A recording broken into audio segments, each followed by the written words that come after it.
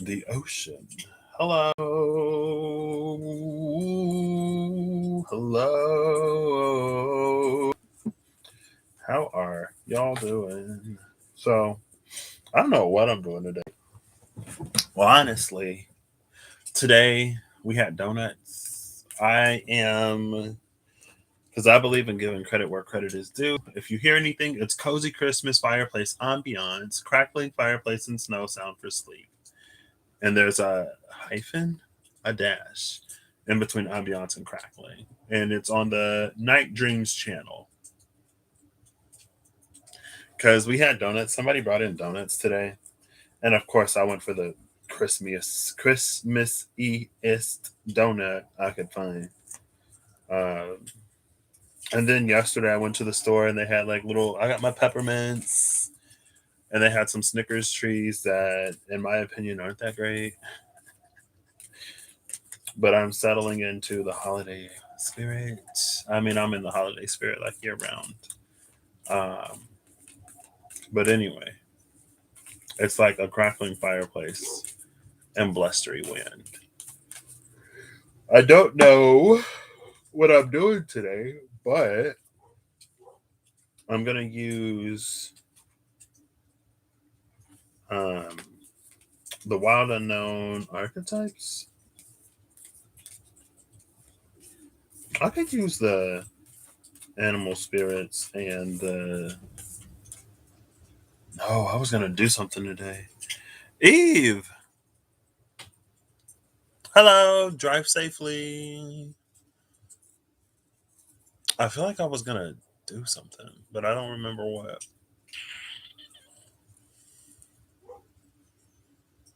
What was I gonna do? I don't know. How are you? Well, I guess you'll have to tell me later. Excuse me. Oh, these are already shuffled.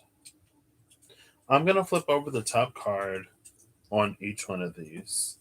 And if I may, maybe not.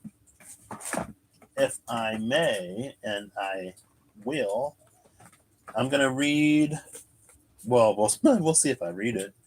But I'm gonna grab the book for the wild unknown archetypes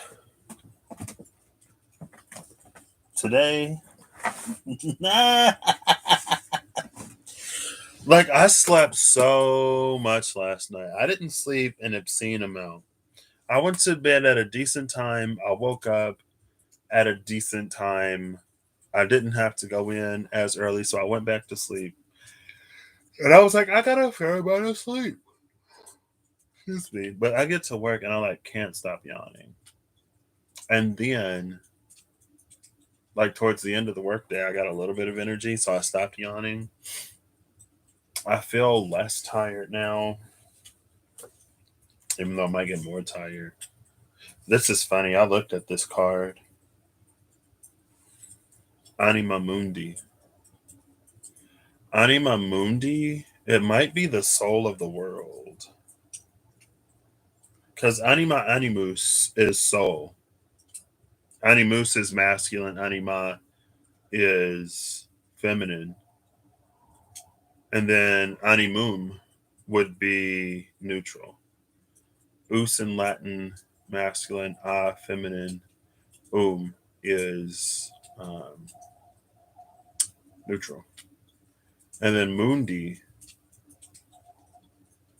I think Mundus is the world. Hold up.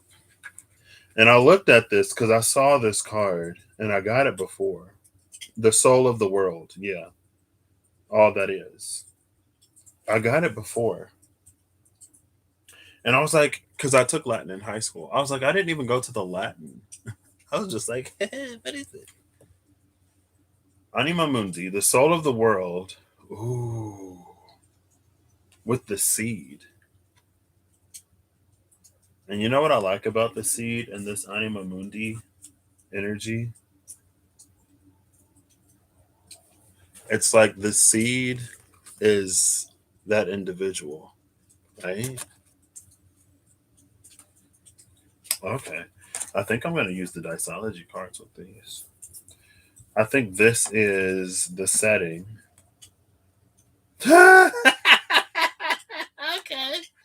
So while we have the seed of the soul of the world, where else would the seed of the soul of the world be but in the womb? So we have the seed in the womb.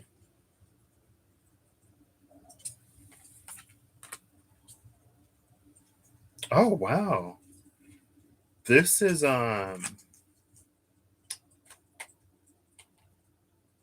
64. No, this is 66. And this is 46. Oh, master number 66, I guess. Which is also interesting. But it's like LXVI and XLVI.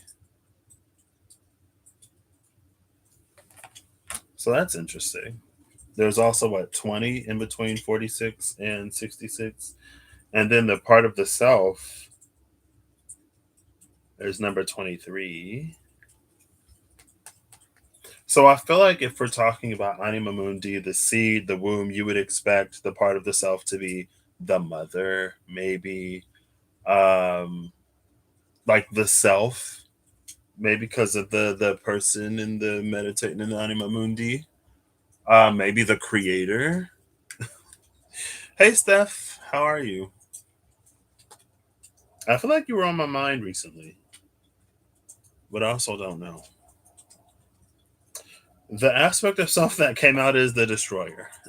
so, so this was like, oh my gosh, girl, I was just thinking about you. I was like, I didn't sing to my. Oh, whoa, okay. All of my cards are just falling out of my wallet today. Apparently, what's this? Lighthouses. I got this in Michigan over the summer. I want to go back to Michigan and visit all of the light. I want to see all of the lighthouses in Michigan before a certain day. But this little lighthouses pamphlet of northern Michigan was in my wallet, in my phone case. Everything else is on the floor. And my passport card is here. My passport card came out. The lighthouses stayed in. And so it almost is an energy of us not having to, it's almost like us not having to venture outside too far to find the light. Like those lighthouses are right here in the US. I'm a US citizen, so I don't need a passport. I don't need a visa. I don't need any special documentation. I don't need to go seeking them in a different country. I don't have to fly. I could drive. I could fly. It would be quicker than driving. But it's like it's right here. What that mean? I don't know. I've no clue.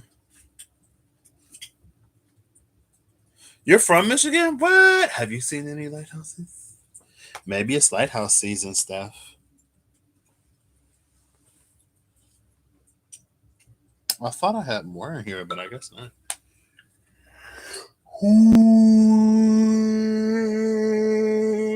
Excuse me.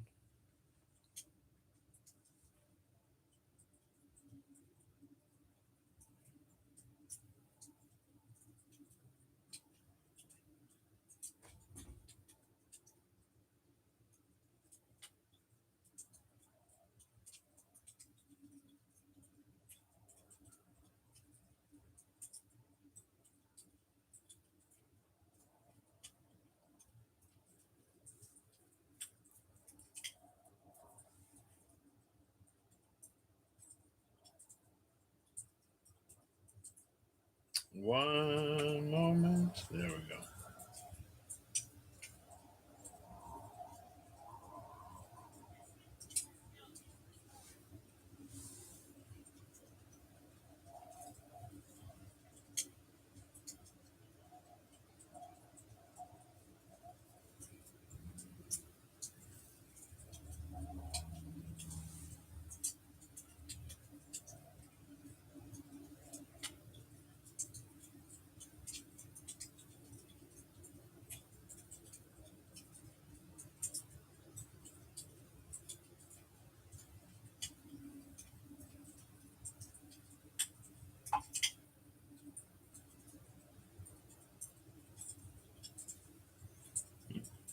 back.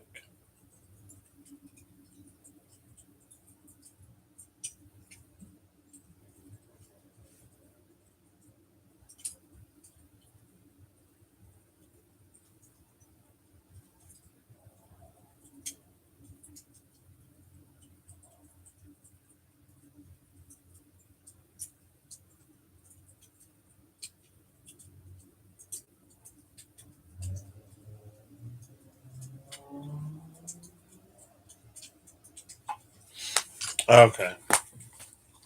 Lighthouses. Oh.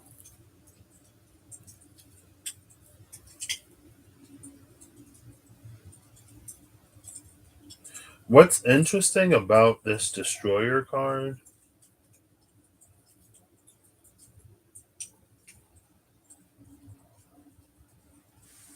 Oh, I was looking at it wrong. It's that there's light in there.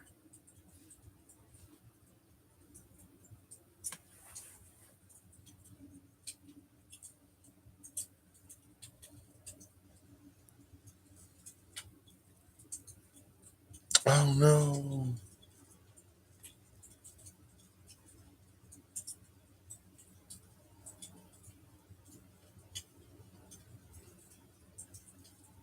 He wasn't responsive. I'm so sorry to hear that. But I'm glad you could still be there for your childhood bestie.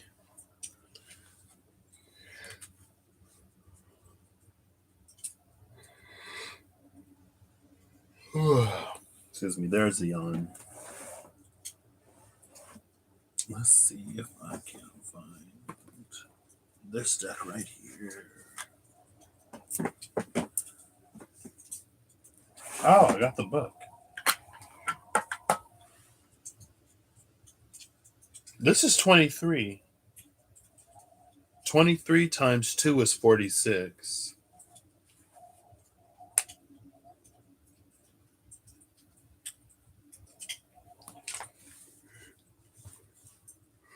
He's in hospital. Excuse me.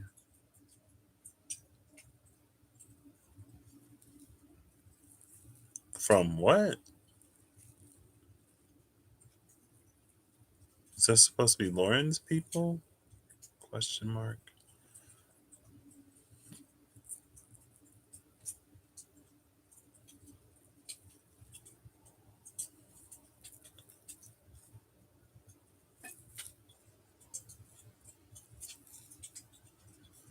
Oh, so he's in hospice now?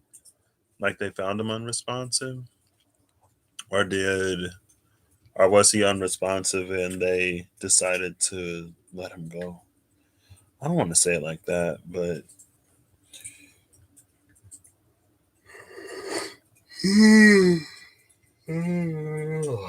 excuse me. Actually, I'm going to pull the Tarot of Magical Correspondences and I'm going to put it in the middle of this. And then I might do the other thing. If I can find it. It should be like right here. Excuse me. Emphasis on the word should. Maybe I should have said it could be right here. I don't see it. Oh, it's right here. Oh, well, that's God. Oh my goodness. Excuse me. Like, I know we had a full moon lunar eclipse or whatever, because I think last year and maybe earlier this year, it was like before the lunar eclipse, I would not be able to sleep. I would wake up like every 3 hours. And then between the lunar eclipse and the solar eclipse, I would sleep a lot more because I couldn't sleep.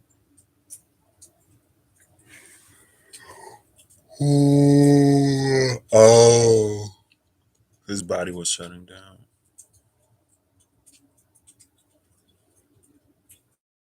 Oh my gosh.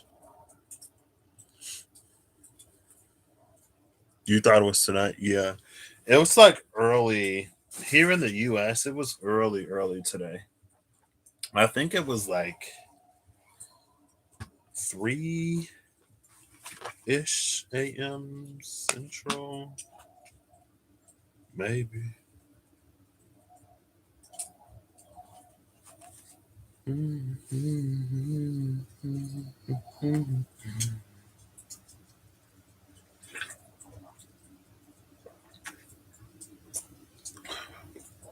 2:58 a.m.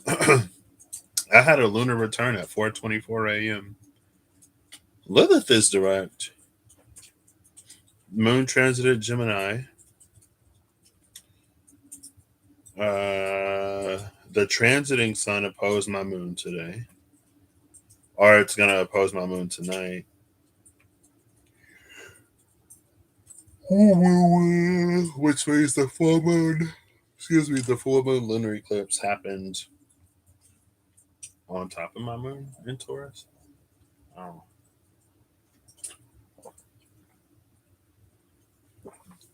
or really close to it. I'm sorry to hear him pass, but I know that that's it's one of those difficult decisions. Excuse me. It's one of those difficult and sometimes impossible decisions that we have to make. Sometimes is to let someone go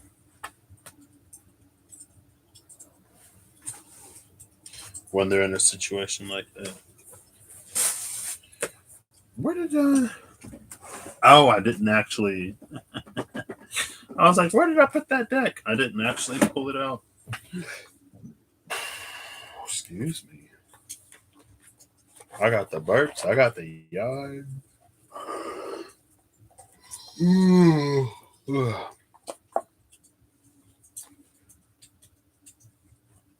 Faithful intelligence. He hasn't passed yet. He has a do not resuscitate. Gotcha. Wait. He's in hospice and his body is failing. Right? Is that what you said?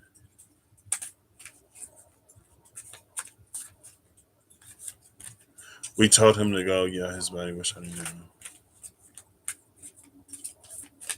Mm.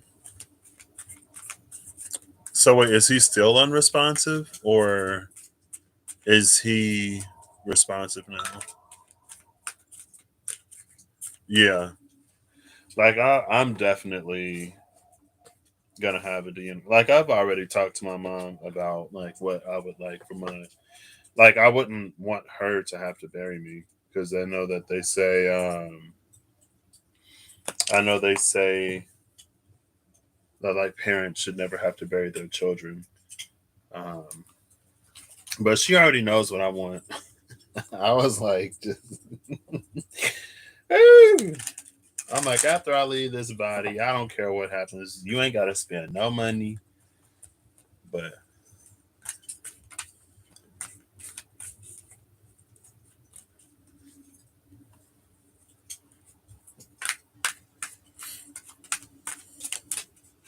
oh, Lauren B's. Okay. I'm reading like Lauren BS. I'm like, hold up. I don't think I'm reading that right. I'm like Lauren BS. Lauren B's. Okay. Gotcha. My brain has also been like, I'm gonna take you. You made noise. If I can keep you. Oh well. Strength. And then, oof, too many cards flipped over. That's 3 cards. Sanctifying intelligence, sanctifying intelligence. Well, they both say sanctifying intelligence, so I'll take them. Oh, wait, your bestie that you were on the phone with yesterday? so sorry to hear that. Mm. You lost 4 people this year. Oh my gosh. I know. I feel like it's around this time anyway that there's usually like a lot of funerals. Um, but there's uh, happening yet.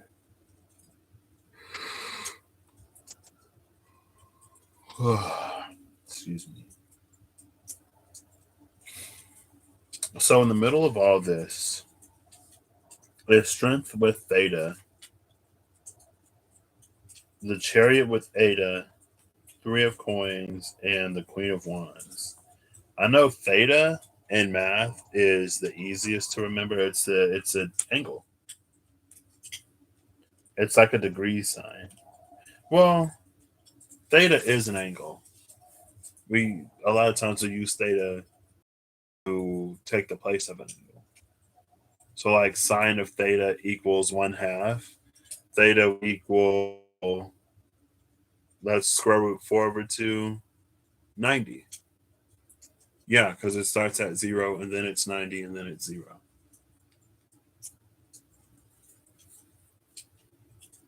But it's like an unknown degree in an angle. Angles astrologically are aspects. And I mean, the Anima Mundi card is here with all of these aspects planetarily.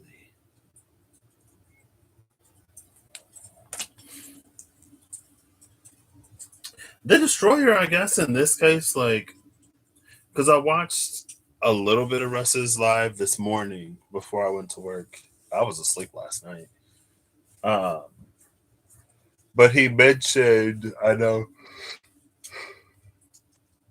well, in the title, excuse me, Algol. And Algol is the head of Medusa in the Perseus constellation. And it flickers every X amount of time or whatever. And I guess that's kind of sort of reminded me of this destroyer. Could be Algol. Strength Ada. I think Ada is viscosity. And viscosity is how like thick something is, right? There's no water here though. So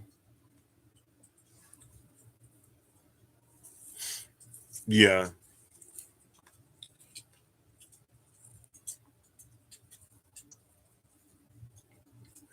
There was one person who visited me after he passed a few times, and I would just instantly wake up because I knew he wasn't alive. So I knew I was dreaming. Um, and then he stopped. And I was like, oof, what am I looking at? I'm going to Google this. I'm pretty sure Ada is viscosity.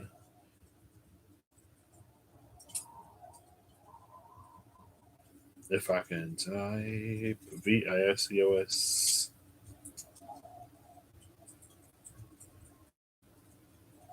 The dynamic viscosity, Eta, it's a measure of the viscosity of a fluid. The higher the viscosity, the thicker the fluid. The lower the viscosity, the thinner the fluid. And they say more liquid and less liquid.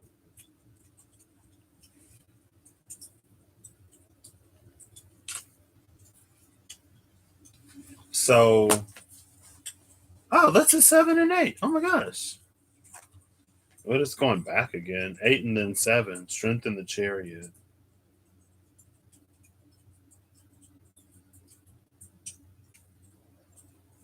Path 19 between Gavura and Chesed. And then path 18 between Bina and Gavura. Oh my gosh. You talk to them? Yeah, I don't think I've had a dream, excuse me, or I've seen in a dream someone who's passed since then. That was a long time ago. I was a child still then. I talked about how a 90-degree angle would return a sine of 1/2. Wait, hold up. A sine of 90 is 1.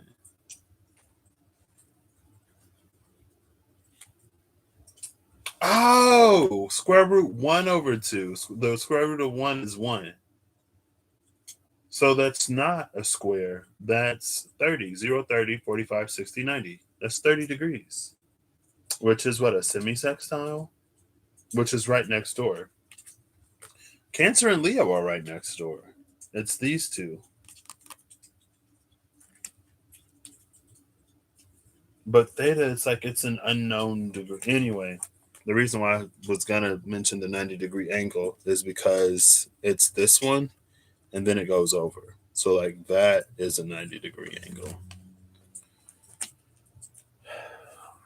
We had the power. What's this? So, strength is the power of training wild beasts. Chariot is the power of casting enchantments. Enchanting wild beasts? Are training enchanted beasts? And then the Three of Pentacles and the Queen of Wands, they're both Bina, which is why they're both sanctifying intelligence. The one connected to Bina is the Chariot. Oh my gosh! They all came out together. Bina, Bina, Bina. Bina is left eye knowledge. Chokma is right eye wisdom. They could be opposite. But this is about knowledge. Gavura is severity, I think. And then Chesed is mercy. Strength is the axis between mercy and severity. This chariot is that knowledge coming down, but on the side of severity with Gavura.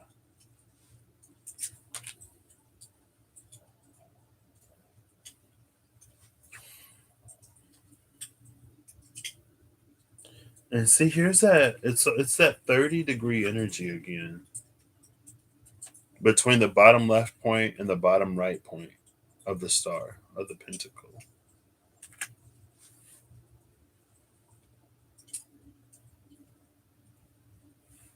Theta. Well, what's the cosine? Cosine of 1 is 60. Brutus, my brother. Da, da, da, da. So there's a 30-60. So that's sextile, semi-sextile. Well, I guess I could look at the astrology. What's in Aries? What's in Gemini? Well, the North Node is in Gemini, but that's not a semi-sextile. That's way too close for that. The moon's already there. Let's see. I'm going to turn on all the little thingies that I can, and then I'll see if I notice anything. I might not. Because theta is an unknown angle, which is what's like really throwing me.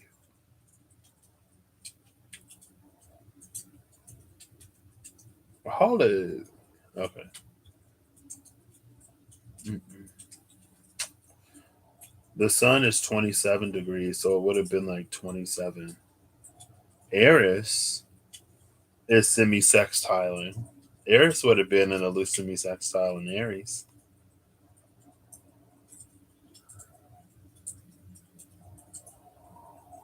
And then, yeah, nothing's around the sun. The sextile, Pluto, would have been sextiling the sun and trining the moon. And then what's some Pisces? Neptune would have been in a loose sextile with the moon, and nothing's in Cancer. Like I said, I don't know what I'm doing on here, but it feels like we have Pluto and the destroyer. I could see Pluto as a destroyer, right? I mean, it's Pluto. That dynamic viscosity. The sun is in Scorpio. Nothing was in Cancer. Neptune is in Pisces. Viscosity is something fluid. Earth isn't a fluid, so it probably wasn't the moon. And so, if there's something of dynamic viscosity, it would have been the sun. Sextiling Pluto, trining Neptune loosely. And again, like if it's more viscous, it's less fluid. If it's less viscous, it's more fluid. And so it's almost like there's a question of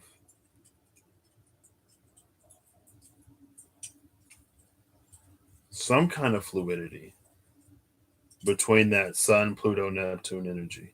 And it's funny, I was replying to something. Who was I replying to?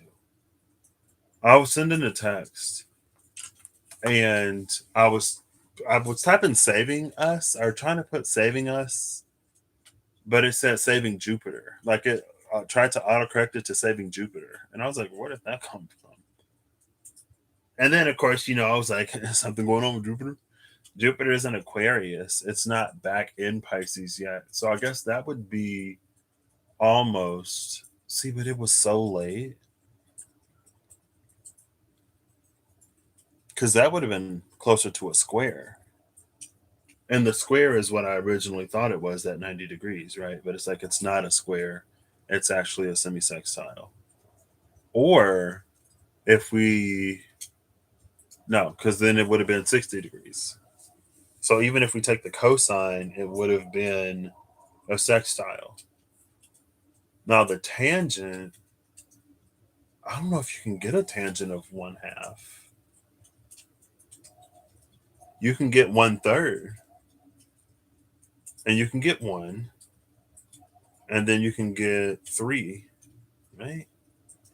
Because that's 1/3, 2/2 are the square root of. I don't know. Let me see. I'm gonna have to look it up. I ain't done finger trig in a minute. Trigonometry. Let's see. Oh, I got a calculator. Tan theta equals 1/2.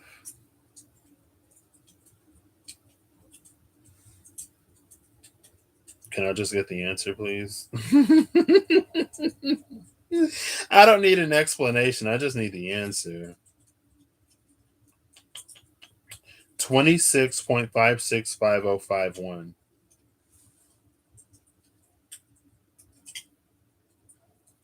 And so it's closest to that semisextile of 30 degrees. All right, Steph.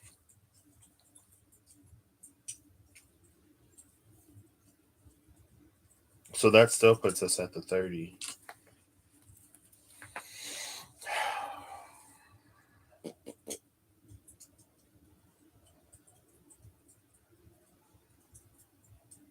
I said I was going to read these. I'll start with Anima Mundi. Maybe I'll find something. I guess because the sun holds an energy of clarity. Scorpio is an energy of going like super stereotypical Scorpio. It's basically the energy of like things that we don't want to see. Taurus is an energy of like the things that we love to feel, like sensual, not sensual. Well, I guess sensory pleasures. But maybe it's that Neptune Sun trine with that viscosity, like how fluid is the water right now? It's almost this energy of like, how well do we actually see?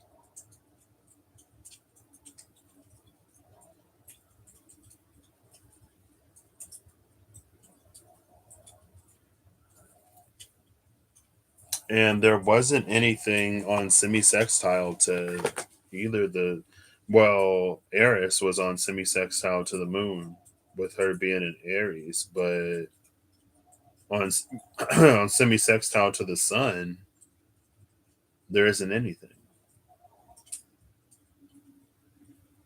It's reminding me of trans-Neptunian astrology though. And I know like nothing of trans-Neptunian astrology. What I did research, it's like there are these points in the sky that didn't necessarily have an astrological body or a celestial body associated with it. But whenever something aspected those points in the sky, something would happen. And it was some dude who was like tracking all that stuff, right?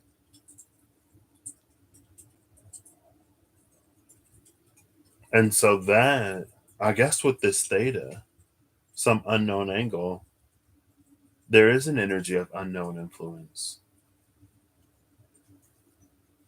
And maybe that's what this destroyer card is depicting with like the face behind the light, behind the ring or whatever. It's an energy of like unknown influences. Hey Penelope, how are you? I don't know what this is, girl. This one you could probably skip.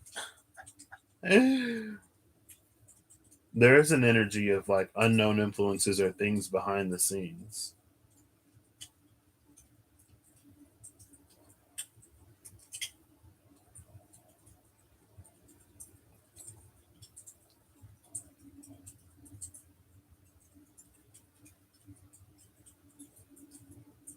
But it feels like those things are being revealed. I am not tracking eclipse energy. You're super great. Well, I'm glad to hear that. Not necessarily, not intentionally. I don't know. That it's not my intention. If that's what you're asking. It feels like something is going to be revealed or something is in the process of being revealed, but many things are like being revealed have been revealed. And so I guess it's almost like when everything else is revealed, then what's left is the self. Like then we are revealed based off of how we navigate what has been revealed. It's almost like our ability to interact with truth or to handle truth or to engage with truth is gauged. And maybe that's this like dynamic viscosity in the water right now, especially between Scorpio and Pisces. Not that Cancer doesn't matter, but Cancer is empty right now. Okay. Cancer had the North Node 2 years ago. So Cardinal water already played its part. Now we're sort of like in between fixed and mutable waters. Um,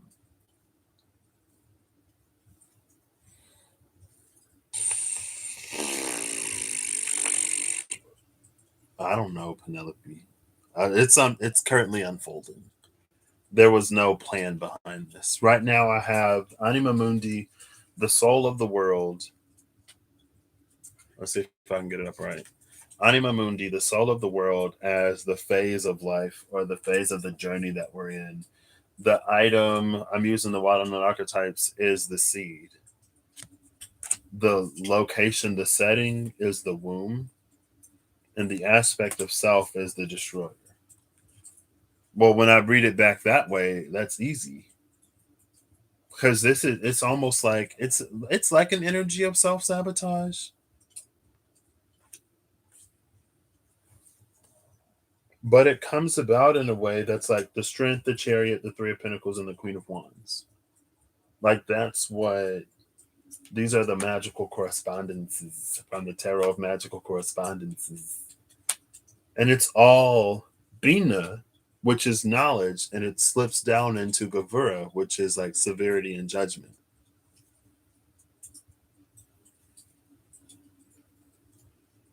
So it's like when everything else is revealed, the last thing that is revealed is us type of energy.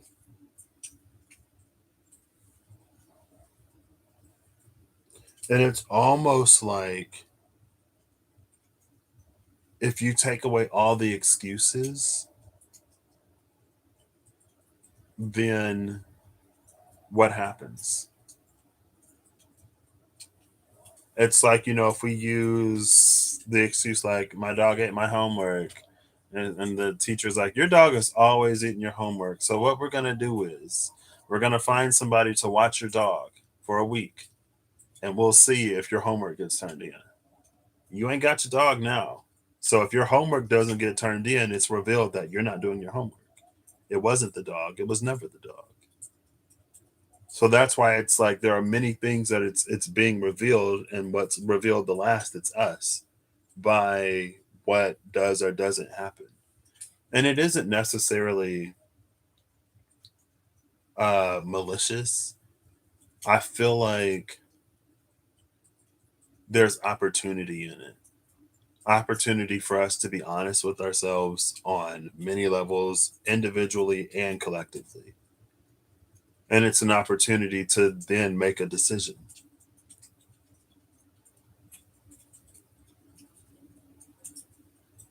I mean, the Strength came out first and foremost, followed by the Chariot, the Three of Coins, and the Queen of Wands. The Queen of Wands is someone who holds lots of desire. Both of these are sixes, by the way. Both of these are sixes, and then we have the 66, which is the seed. This is 171, which is a 9. The other one is 190, which is a 10.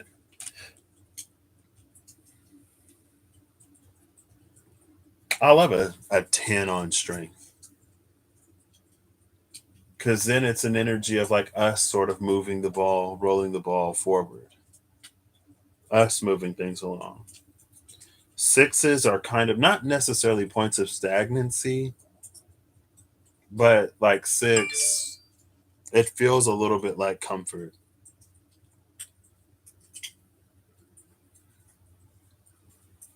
Well, not every womb holds a seed, right?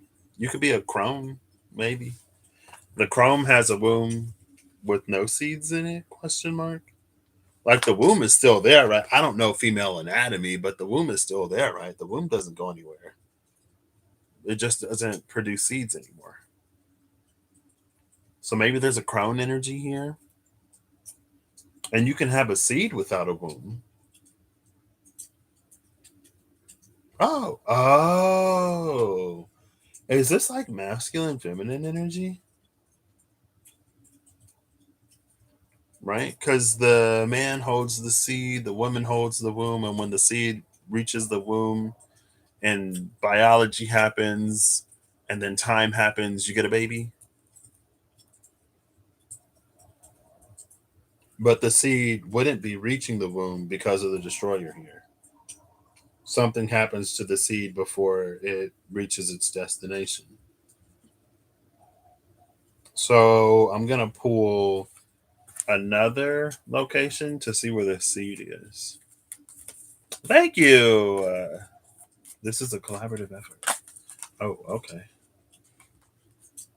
Oh my gosh. Well, the seed is in the castle. The seed is behind castle walls. The castle is number 43, which is a 7. This is where the seed is.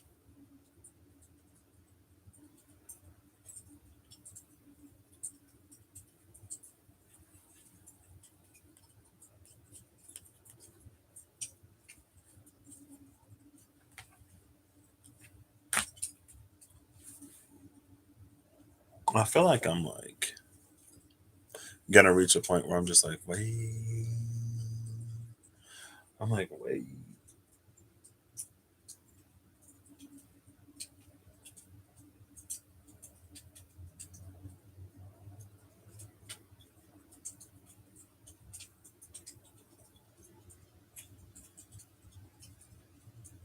I had a thought, but I lost it as quickly as I got it. It was in and out.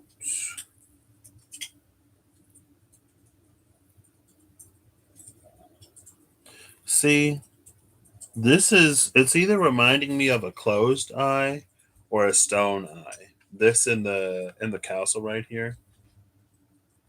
And then I'm noticing in all of this Bina, or no, it's just the Queen of Wands. The Queen of Wands is associated with sight.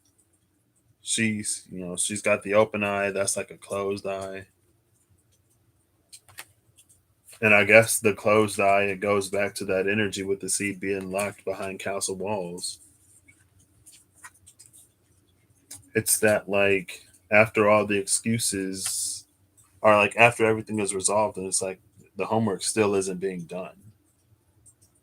So like was it the dog? Did we find a new excuse? Oof. If this is gonna be what these readings are from me, I'm like, ew, no thank you. I don't want it. But something about North Node and Taurus, it just feels like things are gonna slow down. And while the node was cardinal, while the node was mutable, it was time for us to do something new when it was cardinal. It was time for us to figure out sort of like how we shift into it, rebalance our priorities, reorganize our lives in whatever way. Because when it gets fixed, it's like when the nodes go fixed, we have to live with whatever condition we enter in. And then after the fixed node, we go back into something cardinal, right? We start something new again.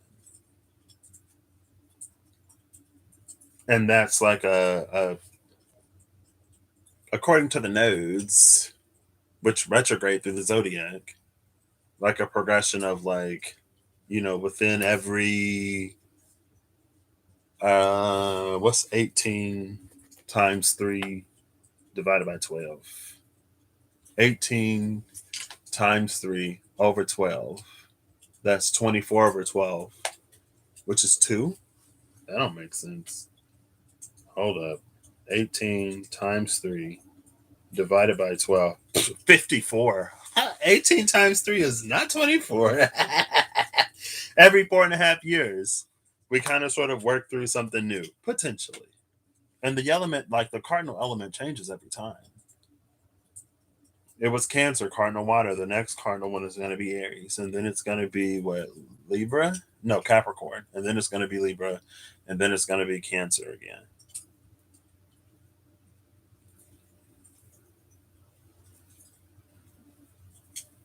And the womb upright, the womb in reverse is fire. The womb upright is the element of water. But it's like, again, it's that like more fluid or less fluid energy. Less fluid water is ice. The most fluid water would be a vapor, it'd be gaseous.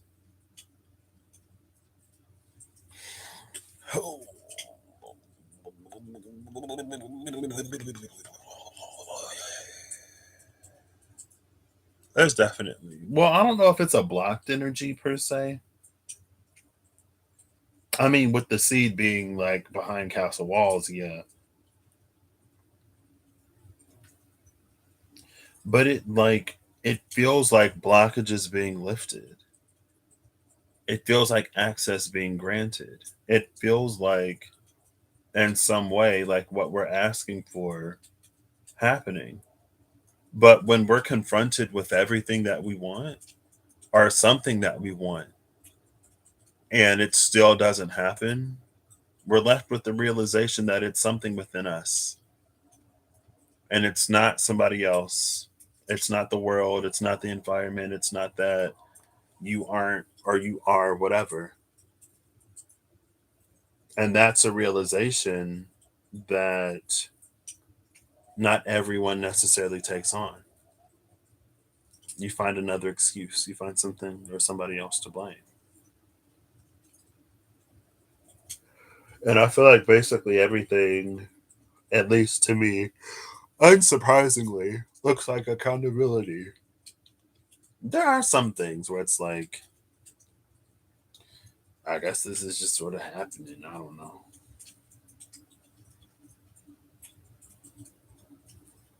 What's another aspect of self? Eternal child. Number five.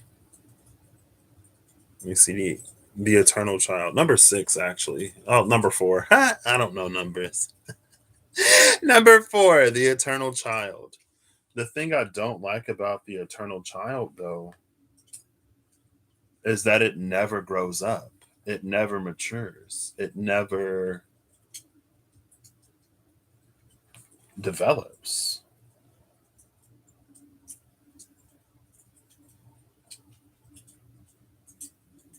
And it's like, we're not supposed to be children forever, are we?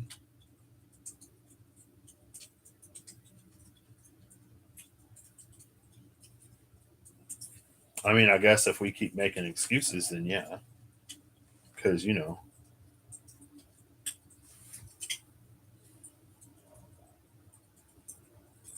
don't know. But. Mm,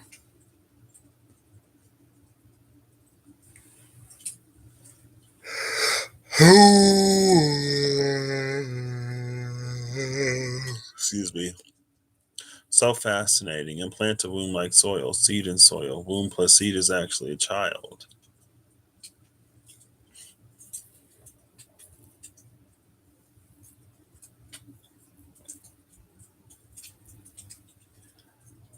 I know different people kind of sort of view it differently. I don't necessarily think of mine. I wouldn't refer to mine, or I wouldn't want to always refer to mine as a child. I like an inner being, inner self, maybe even higher self. Some people use it interchangeably. But if this is an eternal child, it's an energy that never leaves the womb. Because once you're outside of the womb, it's like that's when you start to grow and develop and mature. And it feels like a lot of some journeys is or was returning to the womb. But it's like, after you're birthed, you're not supposed to go back. You're supposed to move forward.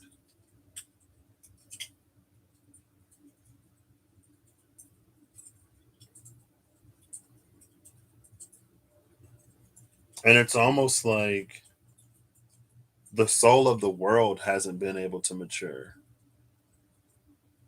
because we haven't been able to mature. The soul of the world is like this eternal child energy, but it's eternal child energy in a way where it's like it feels like it gets stuck in a certain season or cycle because we move the world forward with our choices, our decisions, our actions, the way we engage with each other, the way in like all levels of systems. It's very like Hierophant energy, but not Hierophant necessarily in like a structured, organized religion way. It's like the messenger and the Prietera. Like there's the interpersonal level, and then there's like community level, and then there's like, larger and larger levels. And it's like, well, no wonder, no reason why Earth stays basically the same, or our lives stay basically the same. They get, technology and stuff like that, but more or less we have like very similar issues to varying degrees that we've had for how long now.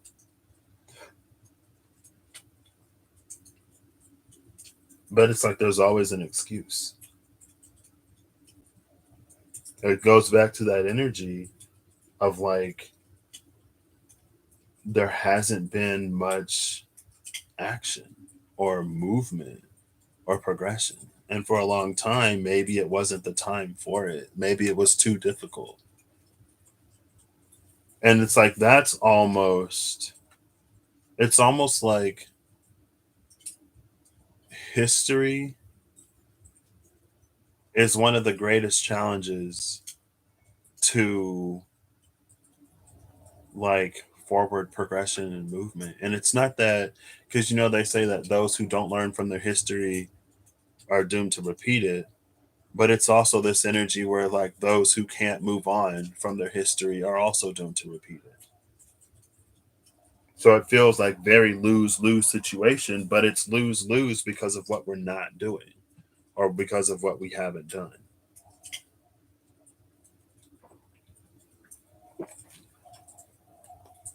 And there's something about the alignment of the stars right now that it's like it puts us in this position, in this unique position to actually do something. It's almost like we're approaching the end of a cycle before it loops back to the beginning or before it repeats that same cycle. Or maybe it's like a junction of cycles. Like here's the old cycle, here's the new cycle. And we're at this point where like they meet and we have an opportunity to like jump from this one to this one and to continue over here, or we can like keep going on that one.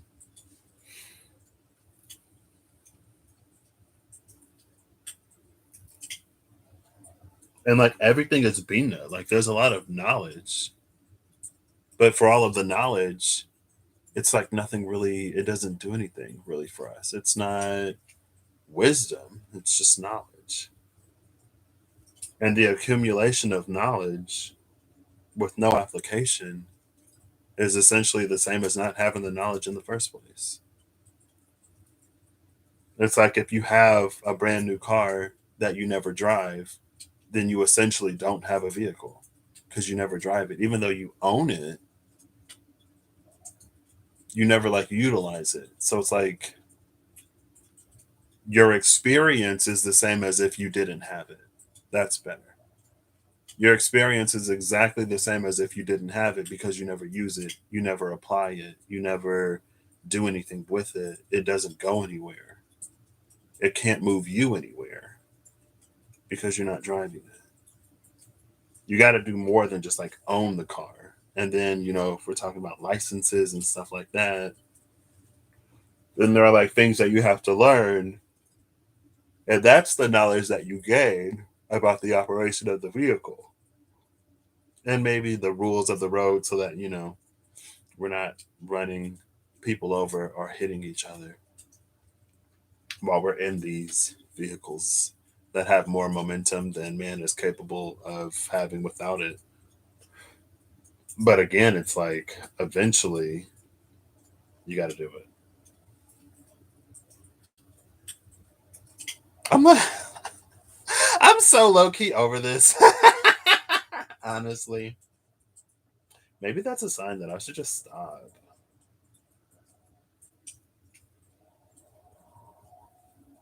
But it's like I've honestly reached the point where I'm like, people are gonna do or not do what they're gonna do or not do. And I know that some things are difficult.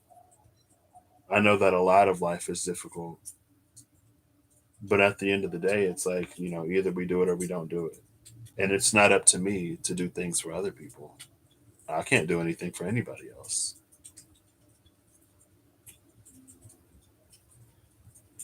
And that's the thing about like the eternal child. It's like everyone is always taking care of the child. Everyone is always doing for that child to the point where it never does for itself. And because everyone is always doing, it never learns.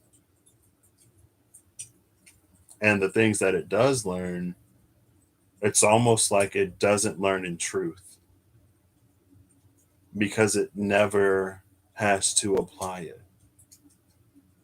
And it's almost like wisdom is how knowledge interacts with the world around you, how knowledge interacts with your environment, which goes back to that King of Swords type energy, where it's like it's because we're doing something that we can experience the result of it. And it's from experiencing the result that we learn. But again, the part where history becomes almost our enemy is where we take all of the knowing of what happened in the past and we try to apply it to the now. And then to the point where we keep experiencing the past because we never allow anything more than what we've already experienced. And so it's like if you forget history, then you repeat it. But if you hold on to history, if you remember it too well, then you repeat it. And there's an allowance here that chokes the womb. And like again, I don't know feminine female anatomy, but feminine bodies are interesting in that way. Because stress will do all kinds of things to a body. Like you can be stressed out about not getting your period and then not get your period, so then you think you're pregnant or whatever, but in reality, like you were just like stressed or whatever. Or you could like really want a child, but you're so like in your head about it that the body can't do what it naturally does. And then it's like when you almost stop trying, then it happens. I mean, it's like that with everything. It's not just the female body, right? Stress does. Who said that? Was that Rob that just said stress is the devil or something like that? Somebody literally just said that. Yeah, stress. It's right there. It was Rob. It was Sir Professor Nobel Odinson of the Norse. Um, and so it's like there's something that chokes the life that we are naturally just supposed to have. And it's interesting the dichotomy question mark of the soul of the world and the soul of man. Because if it feels like if we look at the soul of Earth, we would see the beauty in its diversity. We would see the beauty in its seasons and cycles. We would see the beauty in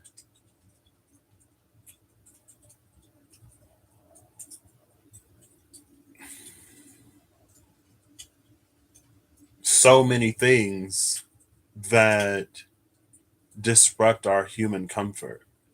And I like being comfortable too. Like I'm a Taurus moon and rising. Like, I watched there was when Rob did the all signs with the runes, and I guess somebody mentioned I didn't have the chat up, so I don't know who, but somebody mentioned that I'm a Pisces, and he was like, I always think of Patrick as more of a Taurus.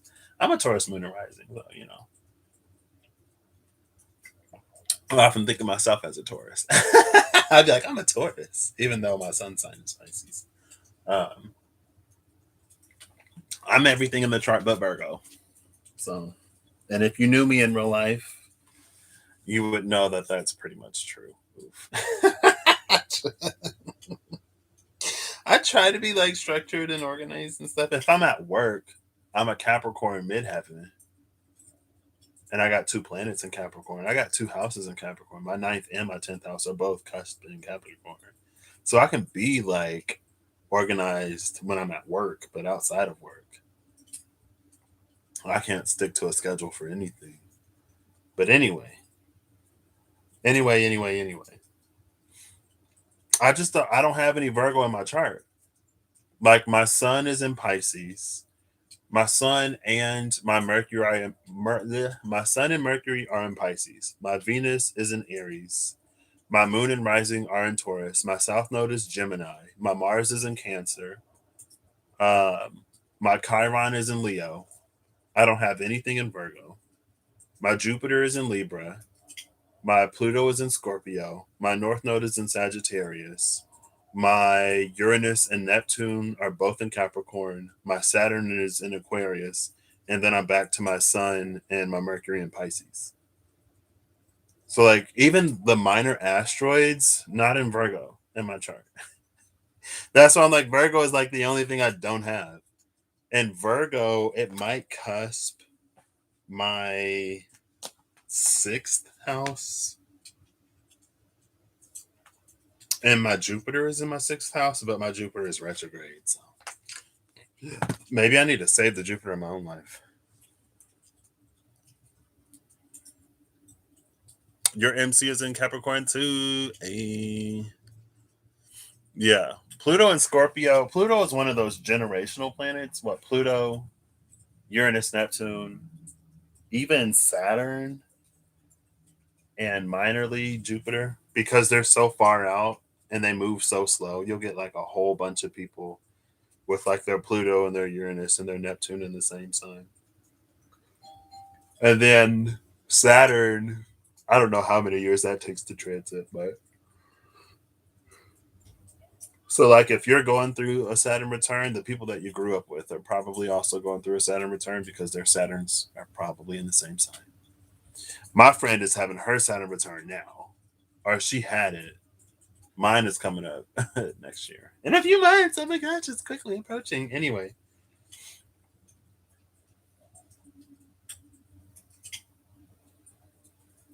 this energy was looking so gorgeous. I was like, oh my gosh, Anima Mundi. Oh my gosh, the seed. Oh my gosh, the moon.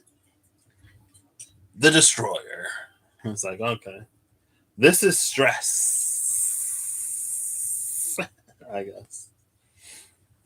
Your Saturn is in Taurus, is retrograde in Taurus. My Saturn is in Aquarius, like I already said. So. Are you younger than me? Or old? Well, no. If we both have a Pluto in Scorpio, and your Saturn is in Taurus, and my Saturn is in Aquarius, then I would be older than you. I think. Wait.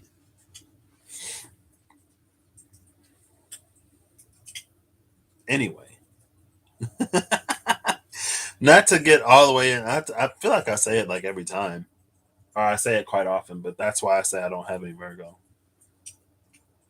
Oh, your Pluto was in Virgo? Oh, wait. Oh, you just said, oh, Pluto and Scorpio. Oh, yeah. Okay. All right.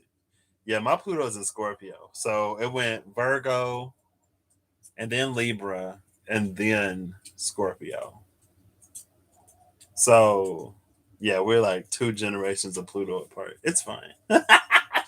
I thought you said your Pluto was also in Scorpio, but you just said, oh, Pluto and Scorpio. Gotcha. Gotcha.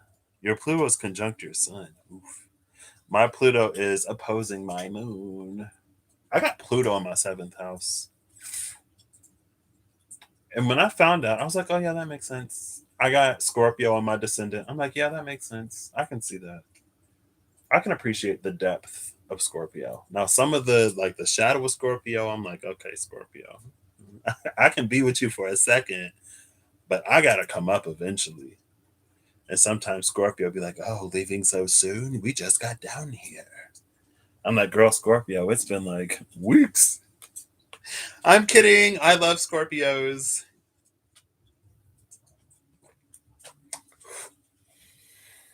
I feel like if I think about the Scorpios that I know in real life, though, I feel like Scorpio is an energy that's capable of like internally being in a certain space, but externally still engaging with the world. Or it's like Scorpio isn't necessarily like always down there, even though they kind of sort of are. You know what I mean? But not always. Oh wait, she's a Sagittarius. Why was I thinking of her? Because she's in November. She's a November Sag. Do I even know any Scorpios, or do I only know like two? No, because she's a Scorpio and similar. I feel like I know. Anyway, it doesn't matter. People got more than just a sun and a sign. I said I was gonna pull one of these. Yeah, and it feels like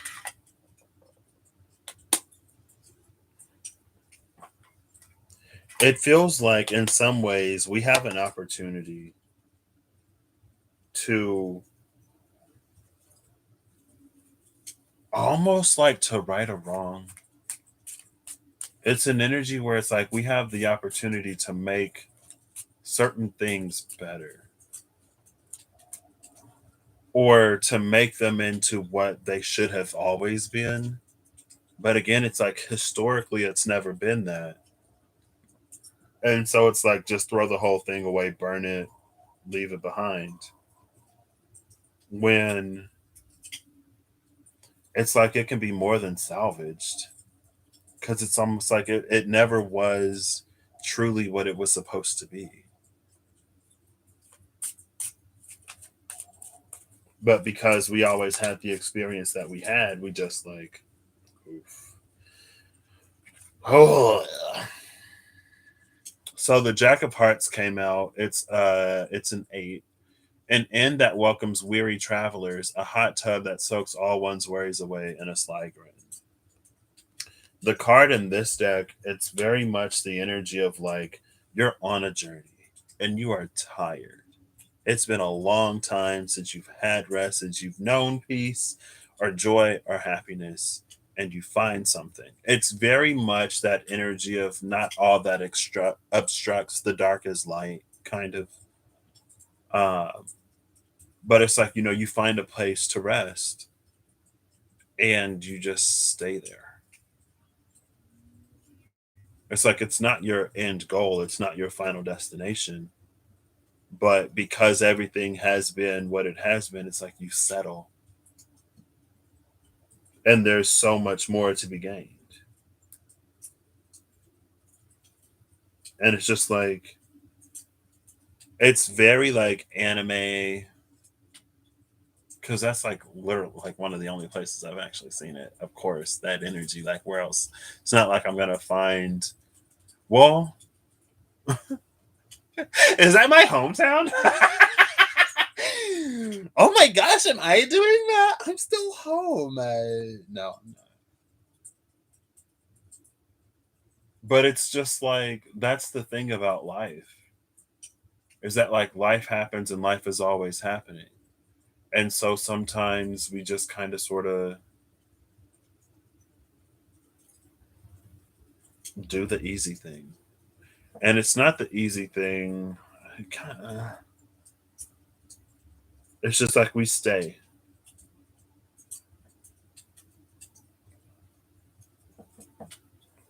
The bottom of the deck is the 3 of diamonds, and the 3 of coins is right here. The bottom of the deck is the 3 of diamonds, a school of glimmering fish spotlight a sunken treasure and the rising of a new continent. What is this? I need to look at this number. I gotta go to the bathroom. And I'm getting cold. I'm like freezing. Maybe I should have played a different sound than like Blizzard. That's what I'm doing. Okay, I forgot. You ever like pick up your phone and then immediately forget why you picked up your phone? It happens to me all the time. If you couldn't tell, that is not what I wanted. This is what I wanted. This is Cancer. Oh my gosh, it's Cancer. That's what I was talking about. Scorpio and Pisces. So this is Cancer, the Sun, Capricorn, the element of Earth, the solar plexus, and the throat. And then under that is the 6 of clubs. 3 diamonds, 6 of clubs, a shift in the wind, a leaf caught in an eddy, and the birth of a new language. We have the rising of a new continent and the birth of a new language here.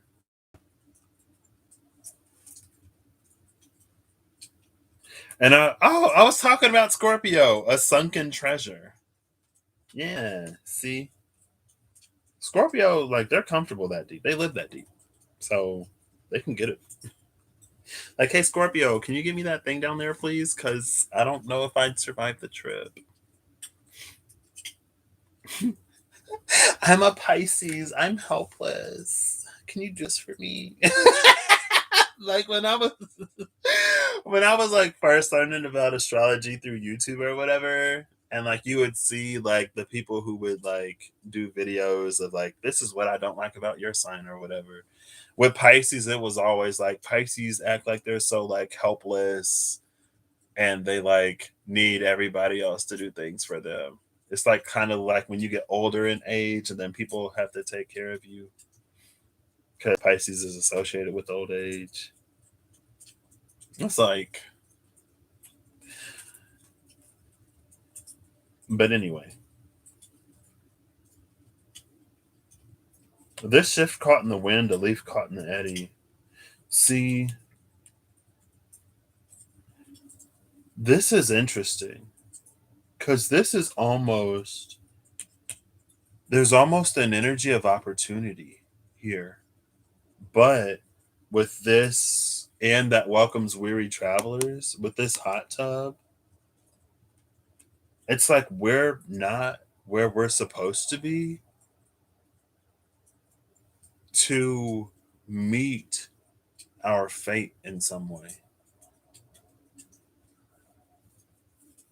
It's like everything is aligning for these like big transformations, for these big moments. Everything aligning isn't necessarily always great. It's not necessarily always easy, especially if there are things within ourselves that need to be challenged, recognized, let go, healed, resolved, integrated, whatever. But it's like if you're inside the castle instead of being out in the courtyard or whatever, then you're going to miss it.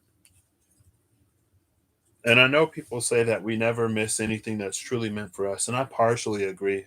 I do believe, though, that we can forfeit opportunities. Just like how you can own a car but never use it. And so you walk everywhere and you're always like, man, it would be so convenient if I had a car. And it's like, well, you have one. You just don't drive it. I do believe we can forfeit opportunities. I believe that there are things that are legitimately for us that we don't take for whatever reason. And it's not that it won't find us again, but we don't necessarily know when that opportunity is going to be. And if we don't do anything between opportunities, then it's almost like, well, what's going to make us more ready the next time? What's going to make it go any better the next time? What's going to make the outcome any different the next time? And I think sometimes we almost get caught up on outcomes matching previous outcomes. It's like we get more caught up on that and we attribute less to almost like why or how it happened in the same way in the first place. And it's like if we can recognize the healing that's transpired within this womb that makes it the home for this seed, that puts it in a position to both accept the seed and nurture the seed until it grows to give birth to this child, and then to allow that child to grow and expand and develop and discover themselves in the world. It's like if we don't recognize that any of that has happened, if we approach it with that, it's going to be the same because it's always the same energy. Then again, it's like that's the cycle that we lock ourselves into because the opportunity was there.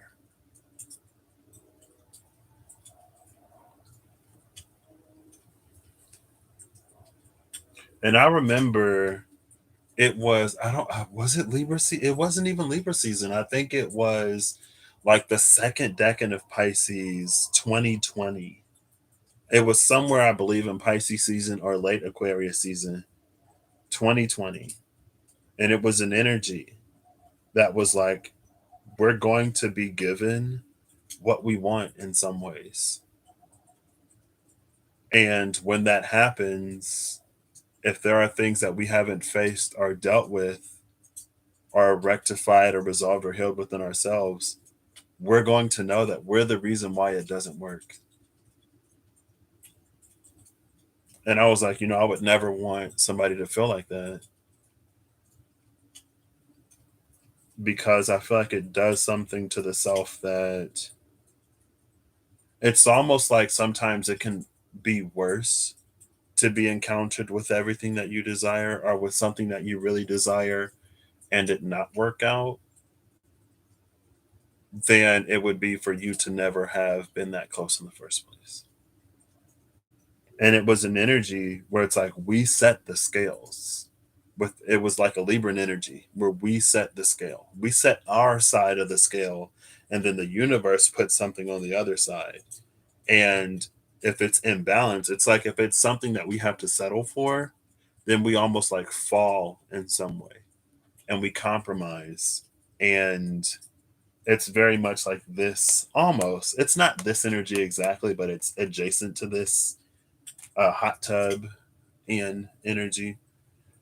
And if we set our side of the scale too low and we get something that's up here, then it's like it chips away even further at whatever self worth, self esteem we have. Well, first it was that energy, and then it was like the energy of an opportunity passed by. It's that, like the dog at my homework, the dog at my homework, and then one day, or maybe, I don't know, maybe the teacher shows up and she's like, you don't even have a dog. I talked to your mom. I talked to your mom. I suggested that maybe you separate the dog and the homework, and your mom told me you don't even have a dog. So I don't know. Anyway, I got to go to the restroom. I'll actually be right back. I was just going to end it. There's nothing on here. It's not even plugged in. Ooh, BRB.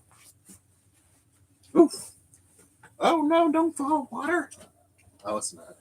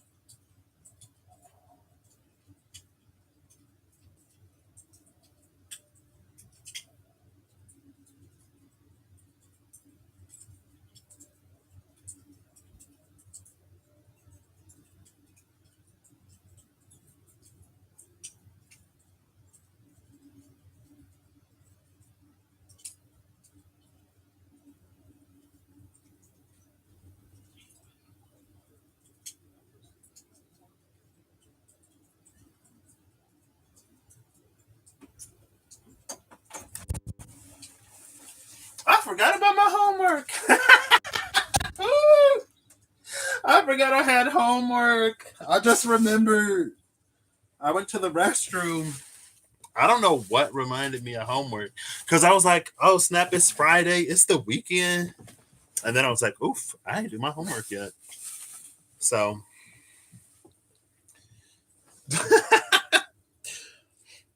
I feel like it's no surprise that I have a tapestry of Saturn in the back. I'm the most Saturnian I've ever been in my life. But according to a little astrology app that I have, Saturn is my guiding planet. Venus is my ruling planet, and Saturn is my guiding planet. And I feel like that tells you pretty much everything you need to know about me, or everything about how it seems I engage in spaces like this. It's very Saturnian, but also Venusian. Anyway, me too. Well, I feel like love is a strong word. I appreciate Saturn. I have a lot of appreciation for Saturn. Saturn feels like the glue that holds everything together. Saturn feels like gravity, but it's because of gravity that, we get to be on the surface of the earth and our houses stay on the earth and our cars and our dogs and our cats and our food and our families and our lives are here instead of us just all floating in space.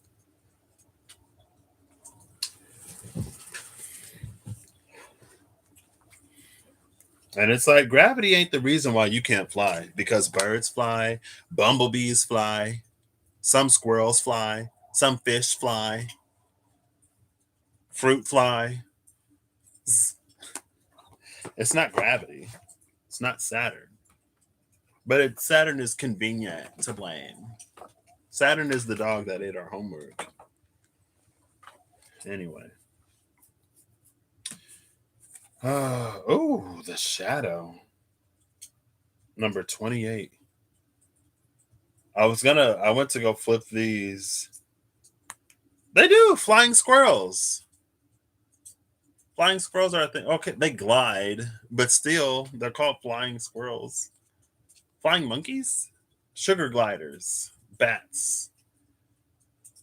Flying monkeys is the Wizard of Oz. Oh, the shadow. I went to go like turn these over and I accidentally flipped this over.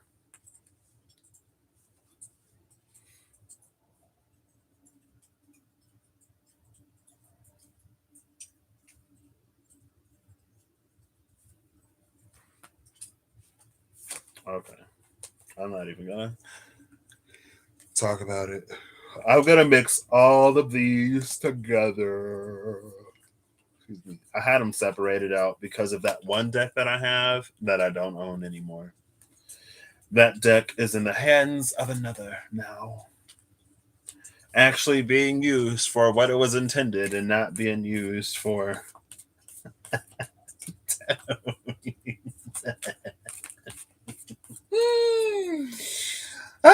It's fine. Right? Ooh, who was that? Oh. Oof, almost bent the mess out that card. The Nectar. Number 58. Where am I phone at? I gotta find this thing. I need to go get some food. I'm not gonna be here too much longer. It is a time. Oh, it's the forest. It's the forest. I think the forest is number 33.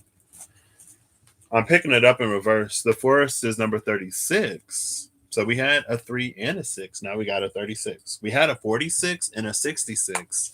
Now there's a 36. So what's up with the X6s? The other card that came out is the Mask, which is 61.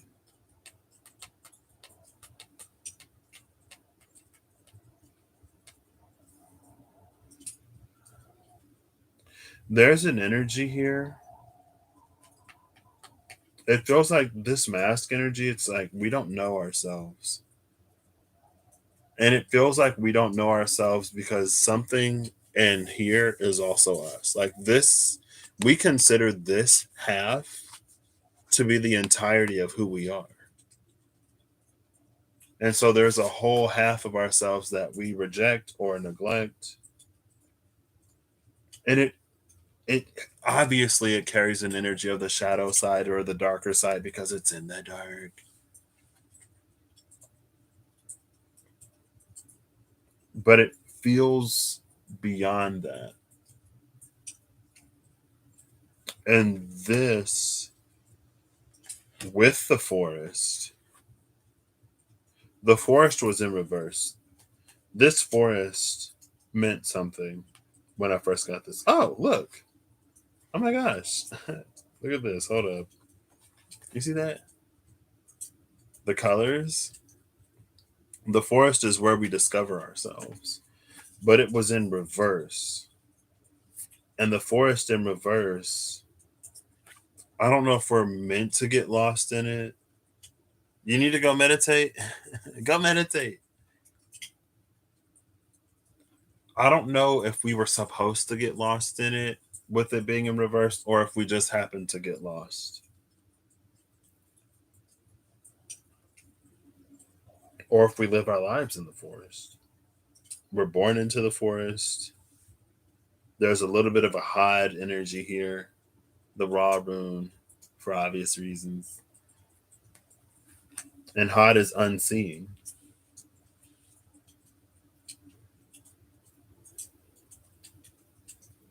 But unseeing, it feels like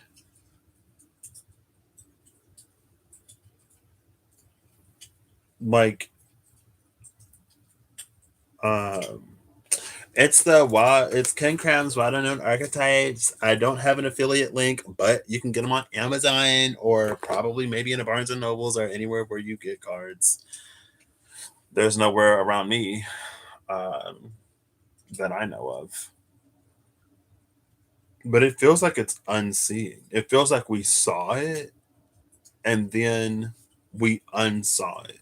Like the image was taken out of our brains, from our brain back down the optic nerve to the surface of the eyeball and then sucked out.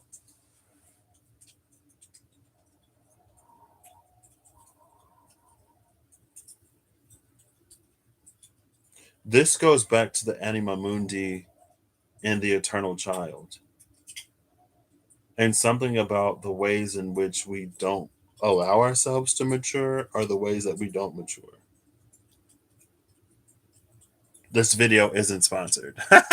This video isn't sponsored by Kim Kranz.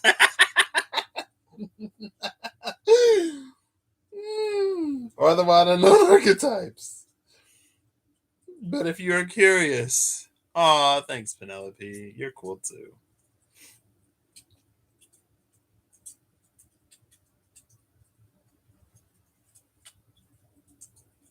It's almost like there's a way in which we don't recognize ourselves. And this is coming. Eve! Eve! Girl, it's fine. You don't have to watch it. It's fine. You can just start here and then, as long as you can be here, continue watching. It's been like an hour and a half. So there's a clear ish message that comes in with this too.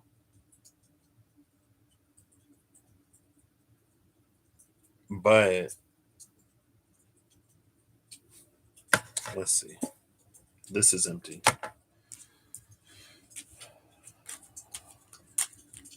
There is a specific card. There's like two cards that I consciously can remember. And I want to see if either one of them comes out.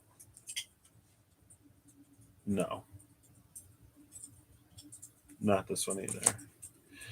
A shift in the wind, a leaf caught in an eddy, the birth of a new language came out again. Every time I get this card, the biggest thing that comes out, sometimes it's the birth of a new language, but it's that leaf caught in an eddy. Like a shift in the wind, things are changing, but the leaf caught in an eddy, it's like it doesn't go anywhere. It just sort of like spirals or circles and the shifting of the wind, and it's because there's an allowance of that wind to move forward that doesn't happen, and it's because of that disallowance that the air currents do that. It's like it hits a boundary, it hits a barrier, and then it circles around. That's not the card I was looking for though.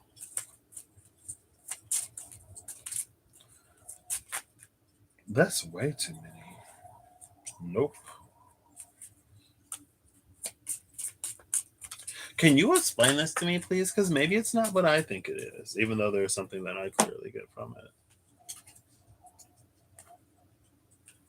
Oh, this reminds me of Russ's new "The Alchemy of Astrology?" question mark deck that he's working on because of the word coagulation. A complete set of instructions, a stubborn moth reborn as a firefly, and a successful trip. The eight of diamonds and the eight of spades are both here. And then the seven of spades is here with the five of diamonds. So spades and diamonds, air and earth. The eight of spades is rearrangement and coagulation, seeing the truth of the self. Distorted creations abound. Oh.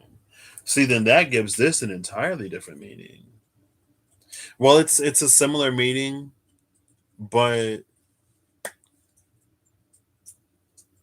It's engaged with in a different space. Actually, hold up, wait 1 second.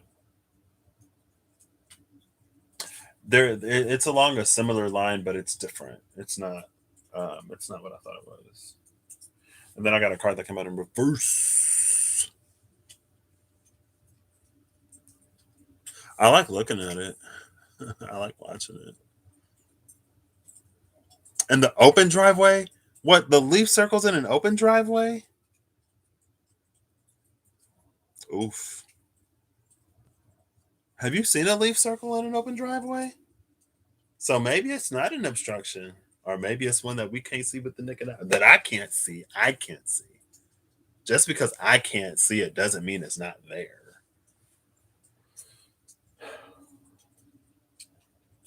Oh, the only card that's in reverse is the one about taking the plunge. This also reminds me of the Alchemy of Astrology deck, just because of the alchemy. Taking the plunge into an ice cold tank, dissolution of the self, integration and separation. That dissolution of the self that doesn't happen here. And it is kind of sort of two and two. So the complete set of instructions, a leaf cotton, the complete set of instructions, a stubborn moth reborn as a firefly, a successful trip came out with, or on the side of, rearrangement and coagulation, seeing the truth of the self, distorted creations abound. That distorted creations abound energy, it's very much so along the lines of that, like if you encounter something in someone that you don't like, maybe it's something in you because it's a projection of you type of energy. But it's this energy where it's like we are the forest. Anything that we find in the forest is us. And there are things that we recognize as us in the forest, and there are things that we don't recognize as us in the forest. Next to that dissolution of the self in reverse, it's the Five of Diamonds, nearly perfect harmony, a crystal clear night of charted stars, and triplets in the third trimester.